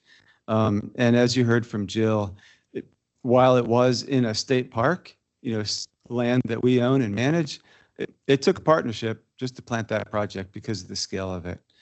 So significant partnership project. Oh, need to go back. And here, thought we'd embarrass Secretary Dunn for a little bit. Have sound.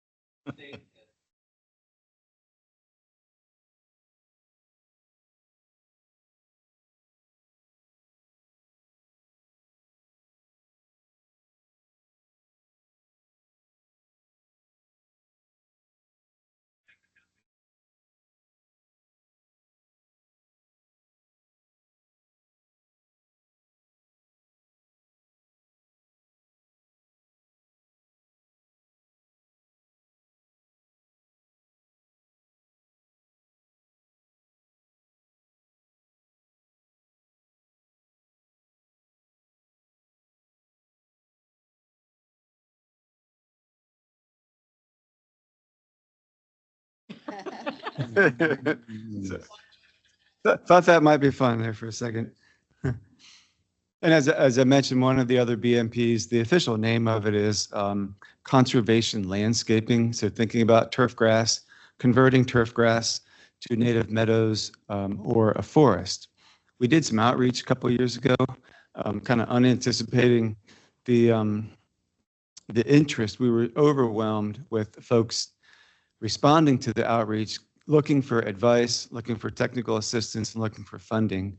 And so we're trying to figure out how to best build that program. It's a new program for us. Since 2020, we've established 215 acres of lawn converted to meadows and another 54 acres converted to forest. And when you see the change, so this would have been a turf area, and this is what it looks like afterwards. So there's human health benefits.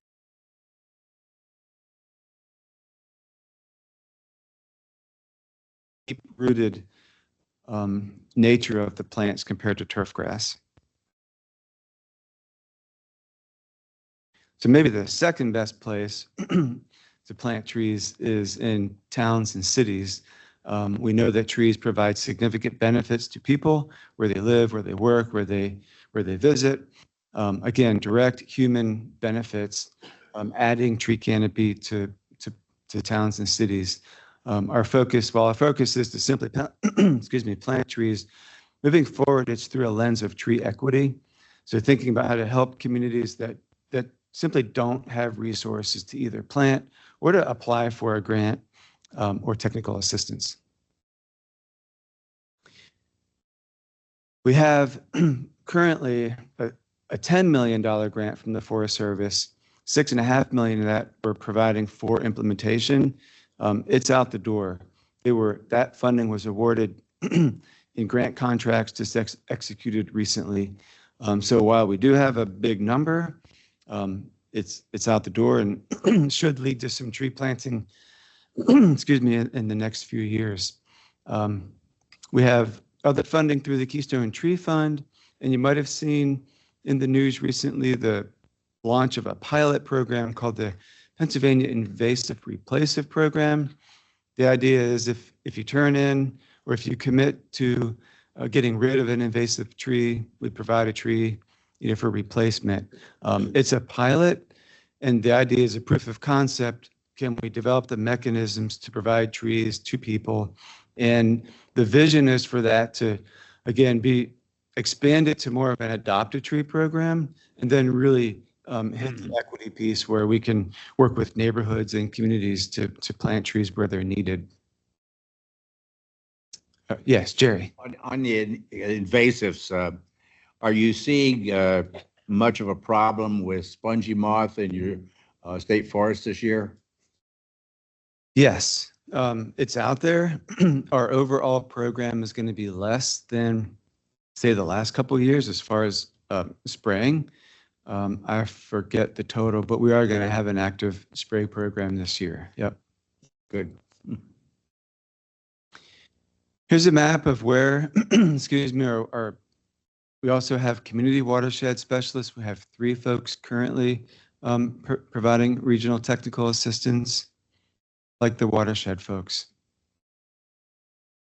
And just some numbers as far as our accomplishments, and these are planting individual trees in community settings.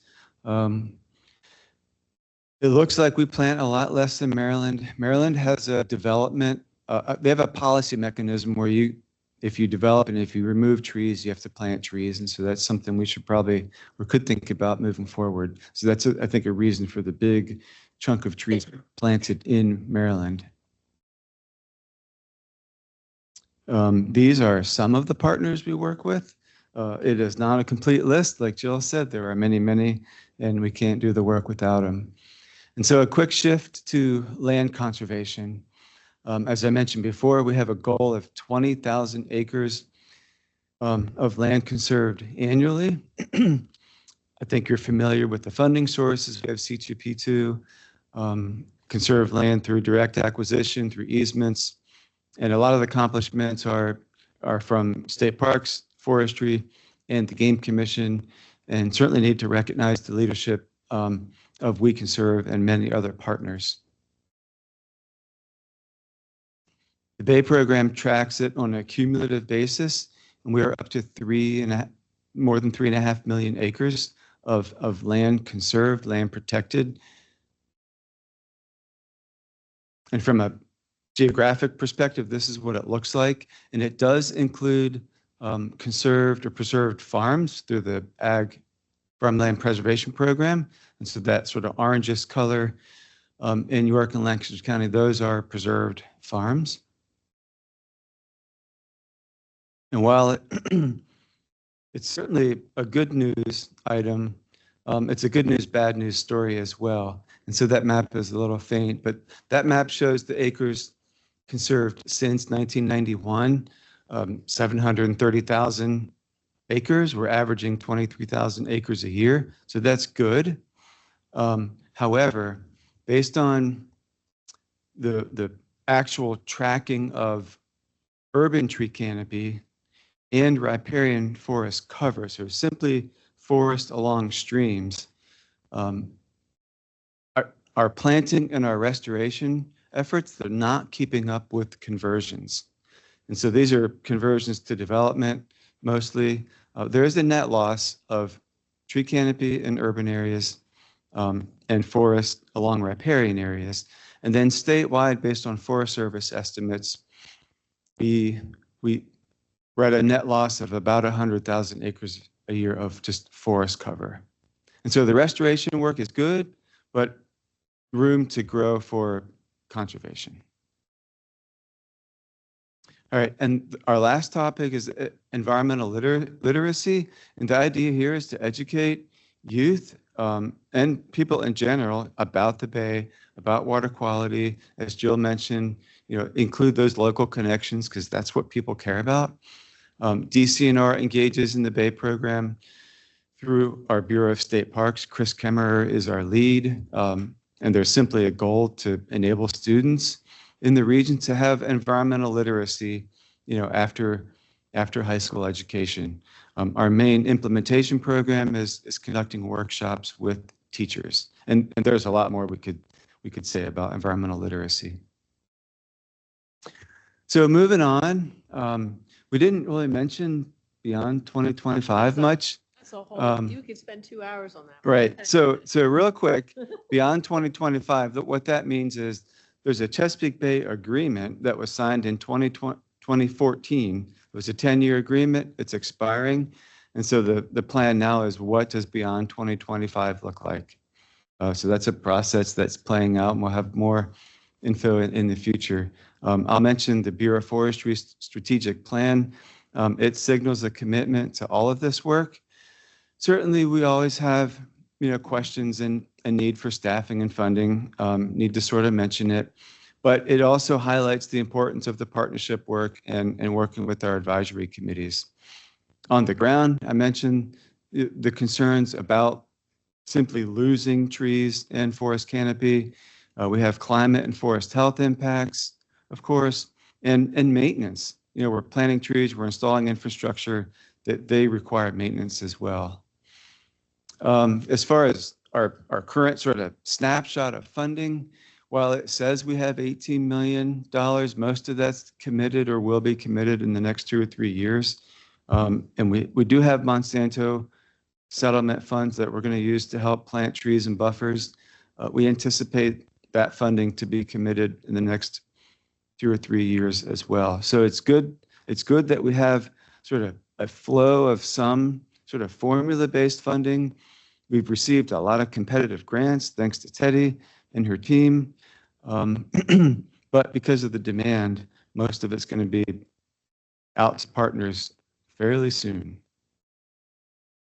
Last week, we were happy to release the strategic plan for the Bureau of Forestry. Again, it includes all lands, and our vision is healthy and abundant trees and forests, and engage populace and people and communities that care and inspired and are empowered, which I think speak to the commitment that we have to not just the Bay, but doing this work statewide.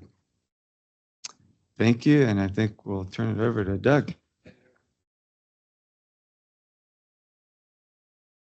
Doug Wolfgang, Director of the State Conservation Commission, body that operates. Yep, thanks. State Conservation Commission is a unique body that operates under joint authorities of the State Departments of Agriculture and Environmental Protection. We strive to find that balance or that equilibrium between agriculture and the environment, and we accomplish our work working with a lot of partner organizations and stakeholder groups. So that's just a little bit of quick background on the commission. Just to give a snapshot here of Pennsylvania agriculture, the average farm size is about 140 acres. That's actually gotten a little bit bigger after trending down for many years, especially in south central, southeastern Pennsylvania. We attribute that to consolidation, especially as dairy farms have gone out of business due to tough times. Consolidation of farms has maybe resulted in that increase. 52,700 farm operations, over 7 million acres of farmland, but that also includes private-owned woodland in there as well, which is considered farmland by USDA definition, and obviously very important sector of our ag economy. We have 7.3 million acre. Yeah, I said that. Let's see, 52,000 farms, 7.3 million acres farmland, almost 600,000 jobs. So 1 in 10 jobs in Pennsylvania can be attributed to agriculture and is about 20% of our gross domestic product. And of course, 132.5 billion total economic impact. And it's identified by Governor Shapiro as one of his 5 main pillars for economic development. And we're top 10 in many commodities, hardwoods, mushrooms, poultries, apples, peaches, oats, to name a few, Christmas trees, lambs and sheep. We're second in the nation in direct marketing, and we're third in the nation in organic production. So we're an agriculture powerhouse. And the Chesapeake Bay watershed region of Pennsylvania is sort of the epicenter of agriculture in our state. It has the highest concentration of farms, and it has the best, most productive farmland in terms of class 1 through 4 prime farmland soils. So a lot of momentum, as Jill had mentioned, with agriculture sector in the Chesapeake Bay cleanup efforts over the recent years. And we can attribute a lot of that to some of our new funding programs that we have. Just real quickly, some of what we administer in the commission, we provide funding and resources for our county conservation districts across the state. 66, soon to be 67, hopefully, conservation districts. There are boots on the ground at the local level who implement conservation. There are biggest, supporters, I guess, of what we do. But the ACAP program, Ag Conservation Assistance Program, was made available through the Clean Streams Fund legislation back in the FY 22-23 budget using ARPA funds. It's $154 million that went into that program. 67 participating counties through delegation agreements.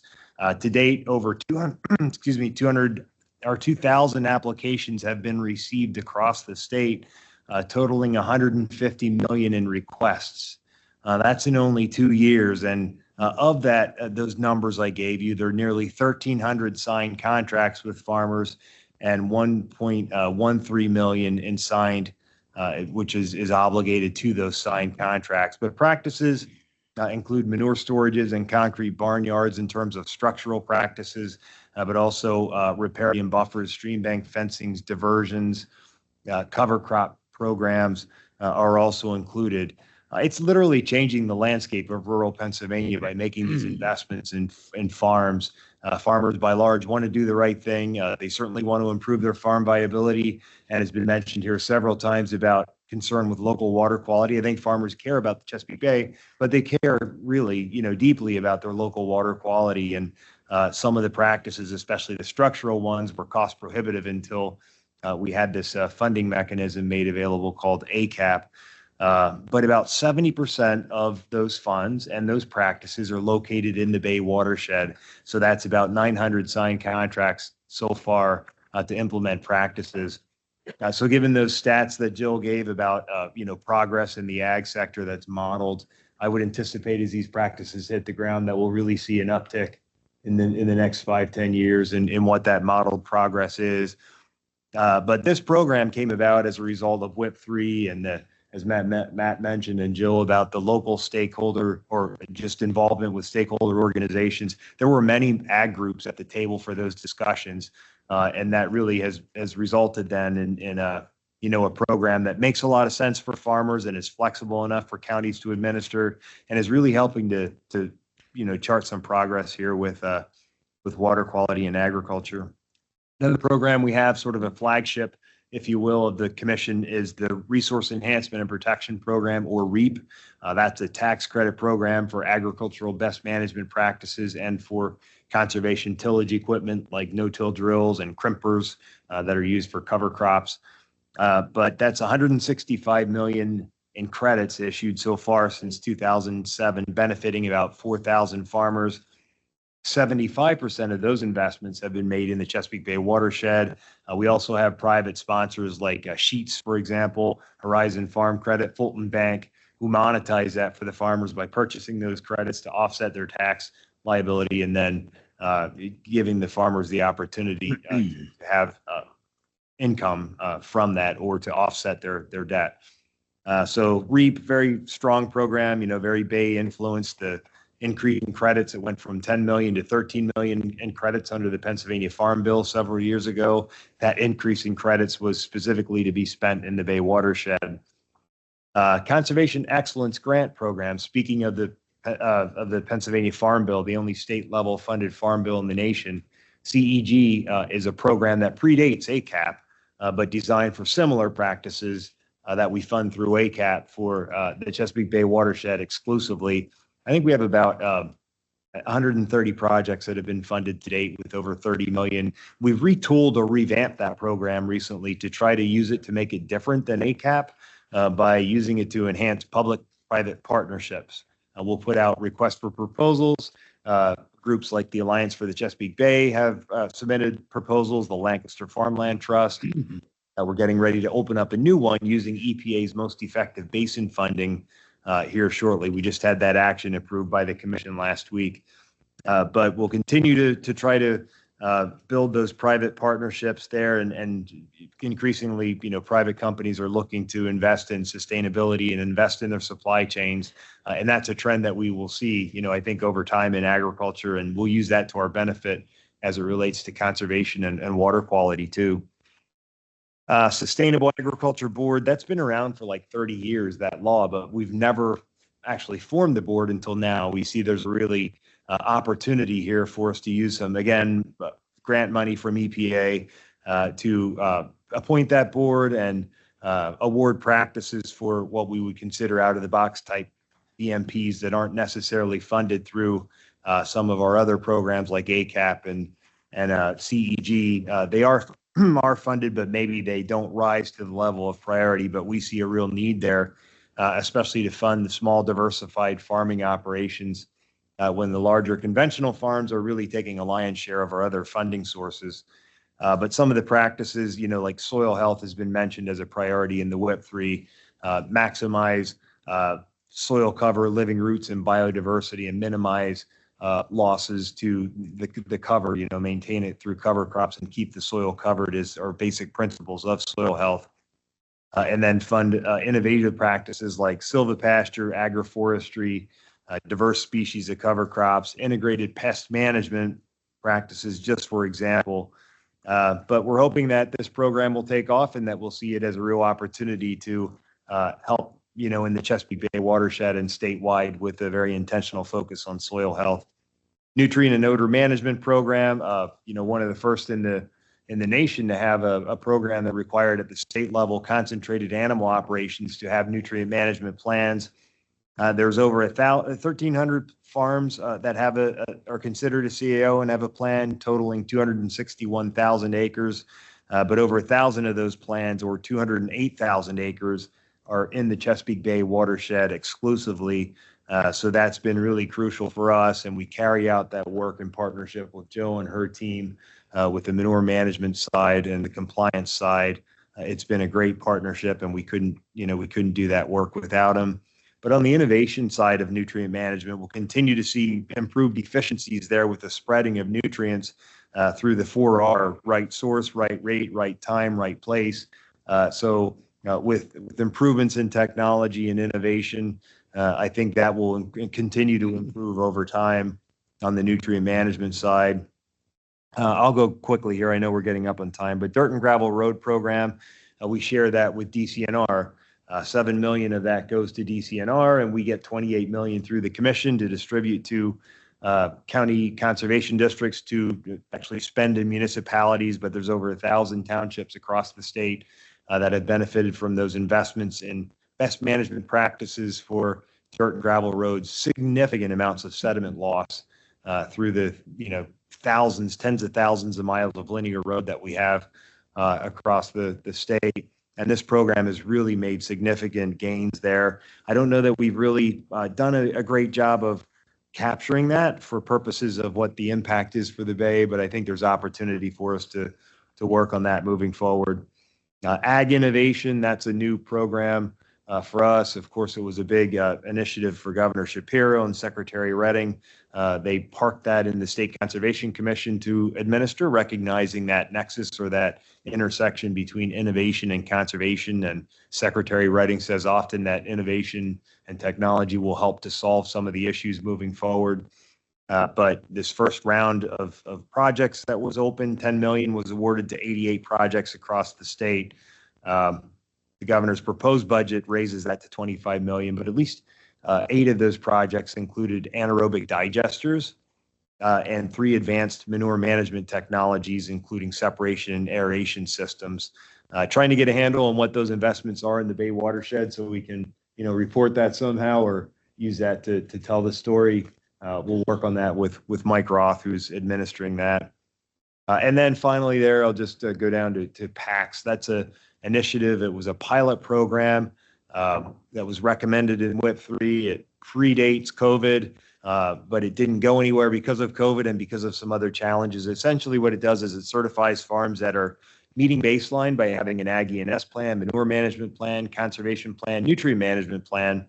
But then there's some additionality there as well in terms of other criteria that we felt were necessary to really capture and certify and recognize those farmers who were going above and beyond. But we felt a soil health standard was needed, and we're using Cornell University's CASH test for that.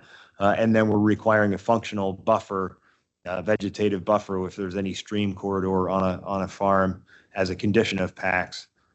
So we have a hard launch of that program set for Ag Progress Days this year at Rock Springs in up by State College. If you get the opportunity this summer and want to come to Ag Progress Days, so we'll look forward to having that event and have our stakeholder groups with us who have done so much to support us, like DEP and DCNR.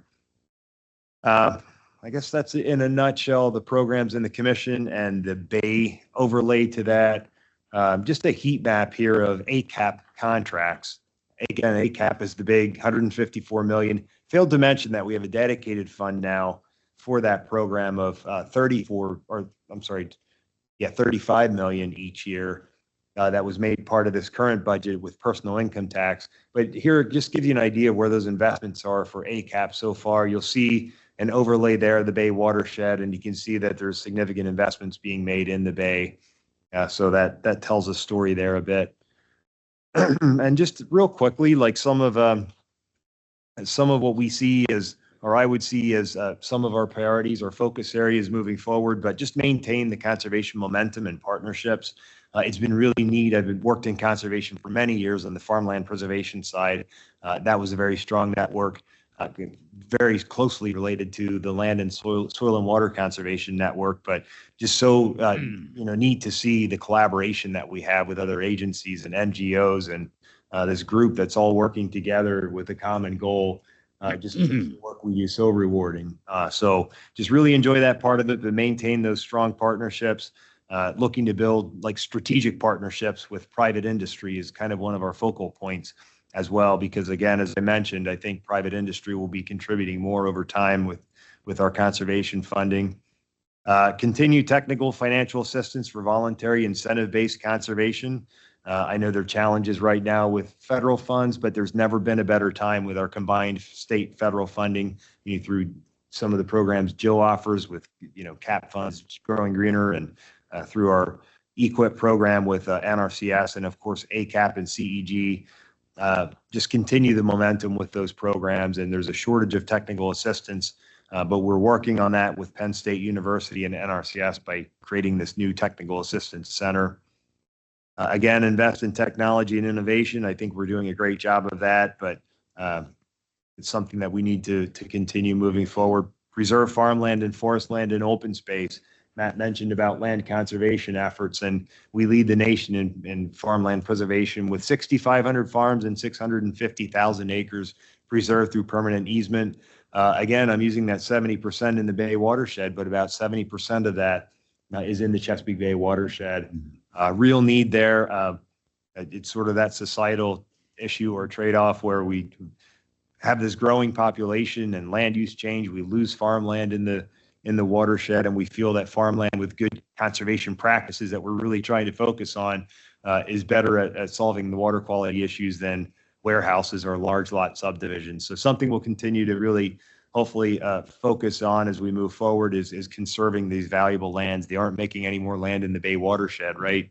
So whether it's natural land or farmland with good conservation practices really should be the goal, and balancing those land uses.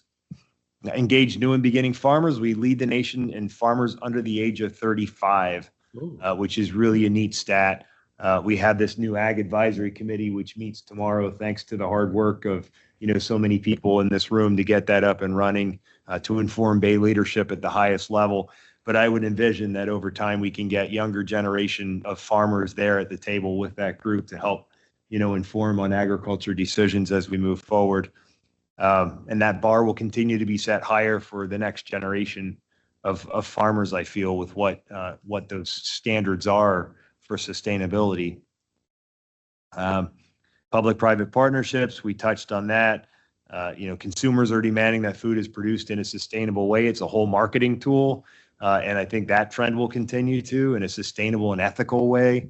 We're seeing that there's a real strong interest in, again, people under the age of 35 in those areas, and soil health, which I feel is a foundation for so many conservation goals. But really one of the things that I'd like to focus with Matt on and with you all as well as we move forward is how can we use these investments to really have an intentional focus on riparian buffers. It's been stated that that's the practice that's most cost effective at accomplishing the goals. So I'm, would love to have those conversations in more detail throughout this next year. Thanks all. All right. Thank you, Doug. And thanks everybody for those great presentations. Any questions from the council? Rocco, I know you had one early on, right? Well, it's really not a question. What I'd like to do is thank you, Jill, for you and all your cohorts in crime for what you've done. I remember sitting in this very room probably in 2009 and asking DEP what they were doing about the nitrogen and phosphorus going into the Susquehanna and Chesapeake Bay and being told there's no funding. You came up, perhaps not one of the best ways, but you came up with an idea that really brought a lot of fruition to the program, and I thank you for that. I really appreciate that, and I think so I was handed the torch in 2019 when the plan was submitted. I was a part of helping the ag sector work group at that point, but then it was okay, now implement it. And so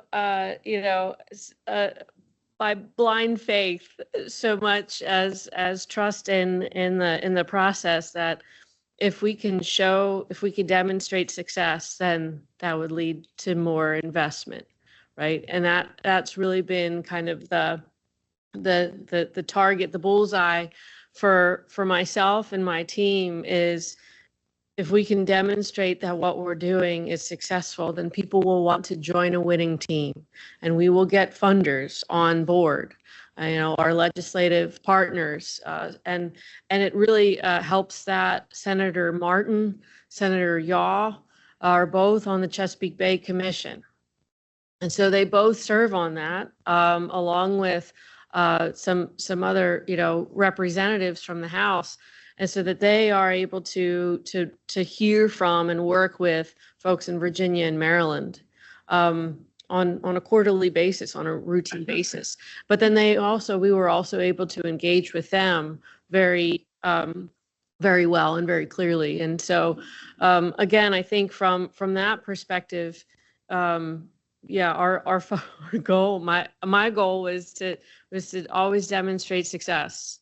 And that would lead to greater investment. And that we ended up seeing that in 2022 with the Clean Streams Fund and then with the dedicated fund this last year, that we're really it's been a very interesting and very fun ride so far. But I appreciate your comments there. Geraldine, it looks like you appeared on screen. Did you have or did we just happen to start seeing you now because they stopped sharing? Maybe it was the latter. But I do see Yes, Thad, it was the latter. Looks I like don't have a question. Okay. Sorry about that, Geraldine. Didn't want to call you out. That's Thad, okay. do you have a question? I do not. Oh my gosh. Okay. Neither of you do. Sorry. I have questions, but okay, go. You first. Go ahead, Ken. No. Curious in Jerry's comment about invasives with the over the past 3 years, and the amount of, how would I say, dead timber being offered by DCNR, that has a significant impact on the soil. And have we done any metrics on invasives, not only spongy moth, but hemlock woolly adelgid, which protects our riparian areas? I'm just kind of curious if we have any metrics on either of those. From the Bay program, I don't know if there is a metric on invasive and invasive impacts. There is, so I didn't mention it, but when they're just like runoff from farmland and in urban areas, there is runoff from forested areas when there's a harvest. That's part of the Bay model. I didn't mention it because we don't focus a lot on it. We've done some estimates based on just industry data of how much land is harvested. So there is a little bit of a load that we are accountable for. When we implement harvest on state forest and game lands, and where we can document that we follow BMPs, we submit those acres to the Bay program, and we do get, quote, credit for following erosion and sedimentation BMPs. We've talked about expanding that to private lands. We've talked to the Sustainable Forestry Implementation Committee. There's interest, but it's how to gather the data from sawmills, forestry consultants, private landowners of when they're conducting harvest, and we can document that there was a forester involved that followed the plan. So I went a little bit beyond your question, Ken, about invasives, but there is a harvesting and forest management component that I didn't talk about. With the harvesting and forest management component, if you and the Game Commission have some type of a form you submit, if you could share that information with people in the private sector, they could voluntarily participate. Yeah. Enhance your numbers, because though not all, but I would say more than not, those BMPs are being followed. Yes, I think so. And they have to be, but it's the documentation that's the challenge. Yeah. The other point is the low volume dirt and gravel roads. That's a phenomenal program. And the impact that has had on the landscape is really significant, though it's not measured. I think it is measured. Yeah. Sorry. Yeah, sure. So, so the dirt and gravel low volume roads program, to kind of in a similar vein for forest harvest management, is, how many of those are being implemented, and then we can get sediment load reductions from them. We don't get currently, we talk about the Bay model as like some kind of weird thing, but it's basically we have to submit stuff to EPA. They apply efficiency values, percent reduction efficiency values per unit of measure, and then that estimates how much we're reducing because of these management practices. So for the dirt and gravel low volume road program, we do get sediment reductions, but we don't get any nitrogen or phosphorus reductions from that as it stands. Meredith, did you have a question? Like Rocco, I just wanted to say thank you for the presentation. I worked in this space many years ago. You mentioned the 2010 TMDL, and that, hit somewhere back in memory lane. So it's just awesome to see the progress that the overall program has made since then. Just a general question about maintenance and sort of ongoing management of the riparian buffers as they're established, or any of these BMPs. What does that look like I'm sure when people accept public funding, they're saying, we'll maintain what we're installing, but in terms of technical assistance or maybe future funding, or just as we grow the acreage, that idea of ongoing maintenance and management seems to be more and more important. What does that look like? Yeah, that's definitely a question and a concern. The way that we structure our grants, we're not supposed to be funding maintenance. But there's a mechanism built in there. We call it post-planting establishment. The grants are 3 years. So there is a mechanism to provide for some care during the life of the grant. When we do direct contracting, there's also, some wiggle room. And so, but like you said, there's expectation from the landowner perspective that they contribute and provide for some of the maintenance. The sort of the goal or the hope is after a few years, get the trees established and working. So from a technical assistance perspective, design and plant the buffer that makes it easy for the landowner or farmer. So for example, mowing, we might mow as a basic maintenance for a practice for a few years. Once the canopy closes, theoretically, that shades out understory, shades out invasives, and then the trees in the forest grow. So there's a sort of leap of faith there at some point that it will take care of itself, but the first few years are critical.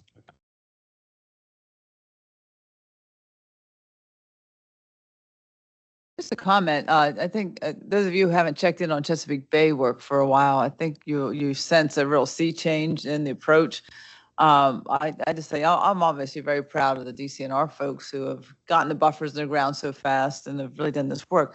But I think across the three agencies, DEP, Ag, and DCNR, the partnership is phenomenal. I credit DEP for setting up that county approach that was really smart.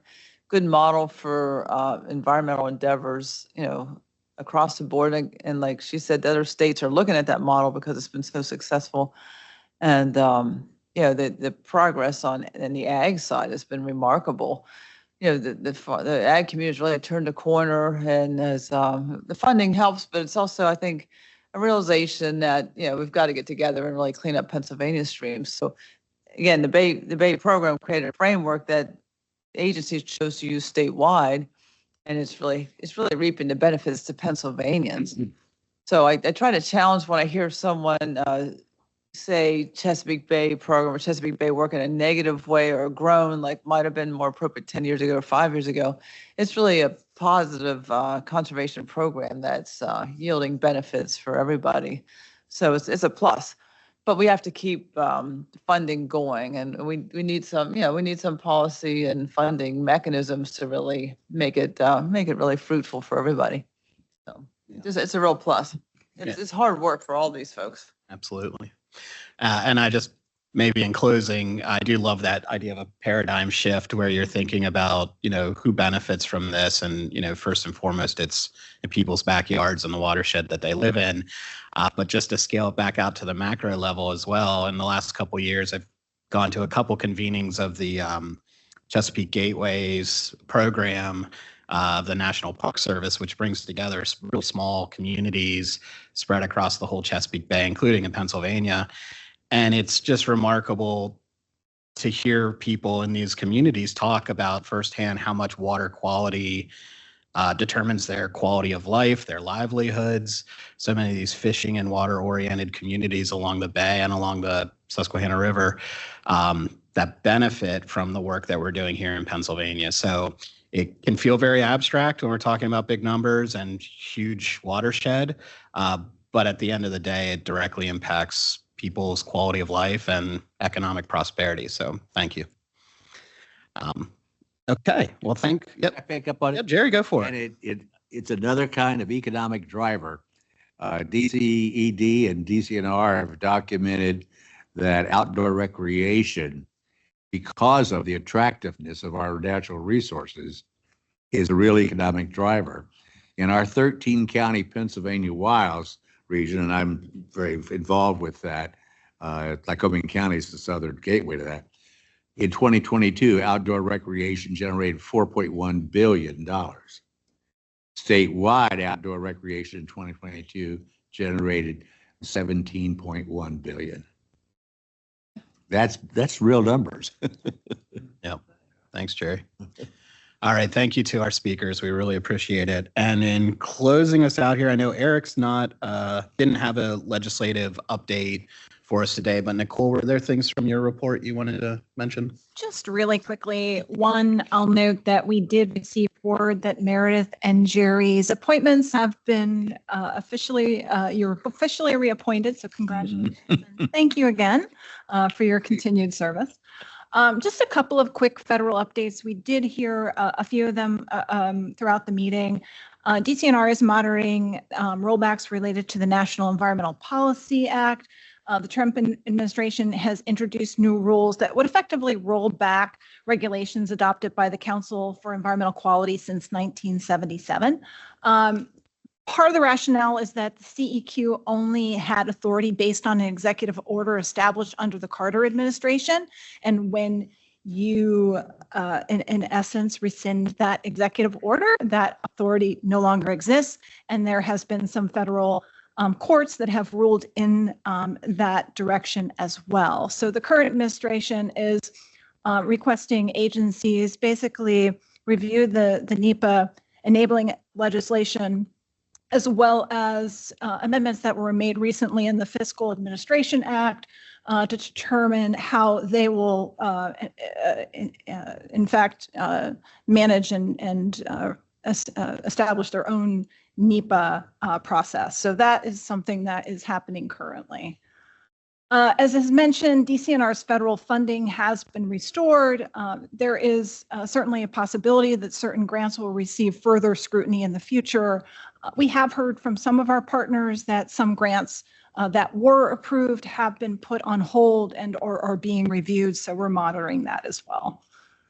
And then just a couple of plan updates, because I know you all are very keen on staying informed on what is happening across the bureaus.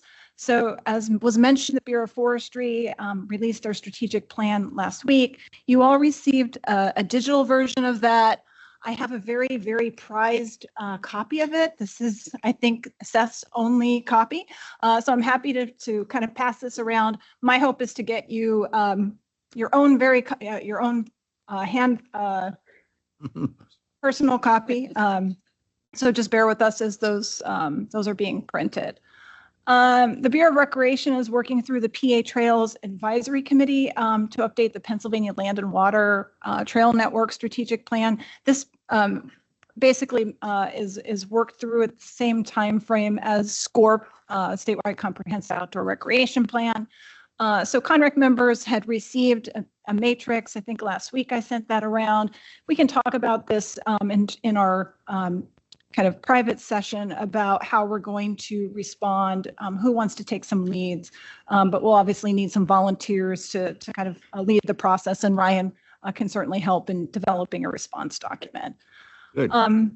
SCORP, the public comment period opened February 3rd and closed March 3rd. So we'll be sharing some materials with CONREC in the next couple of weeks. So you'll hear more in line of what is next on SCORP. We have gotten some preliminary approvals from the National Park Service, which is a necessary step in finalizing SCORP. And then DCNR's Climate Action Plan is also well on its way. CONREC, again, will have an opportunity to review that plan, and that will include a greenhouse gas inventory, which has just been drafted and is being circulated internally. And just finally, round 31 of the Community Conservation Partnership Grant Program, the open application period closes on April 2nd. So be sure to contact your BRC regional advisors, and Claire did not pay me to say that. And that's it. All right. Thanks, Nicole. Appreciate it. Any questions for Nicole? We do not have any formal council business that needs to be approved, so we will open our second public comment period. Are there any public comments from those joining virtually? Seeing no indication of public comment, we'll close the public comment period and take a motion to adjourn our meeting. We have a first, and Ken, can that be your second? Second. All those in favor of adjournment say aye. All right. Thank you, everybody. We are adjourned.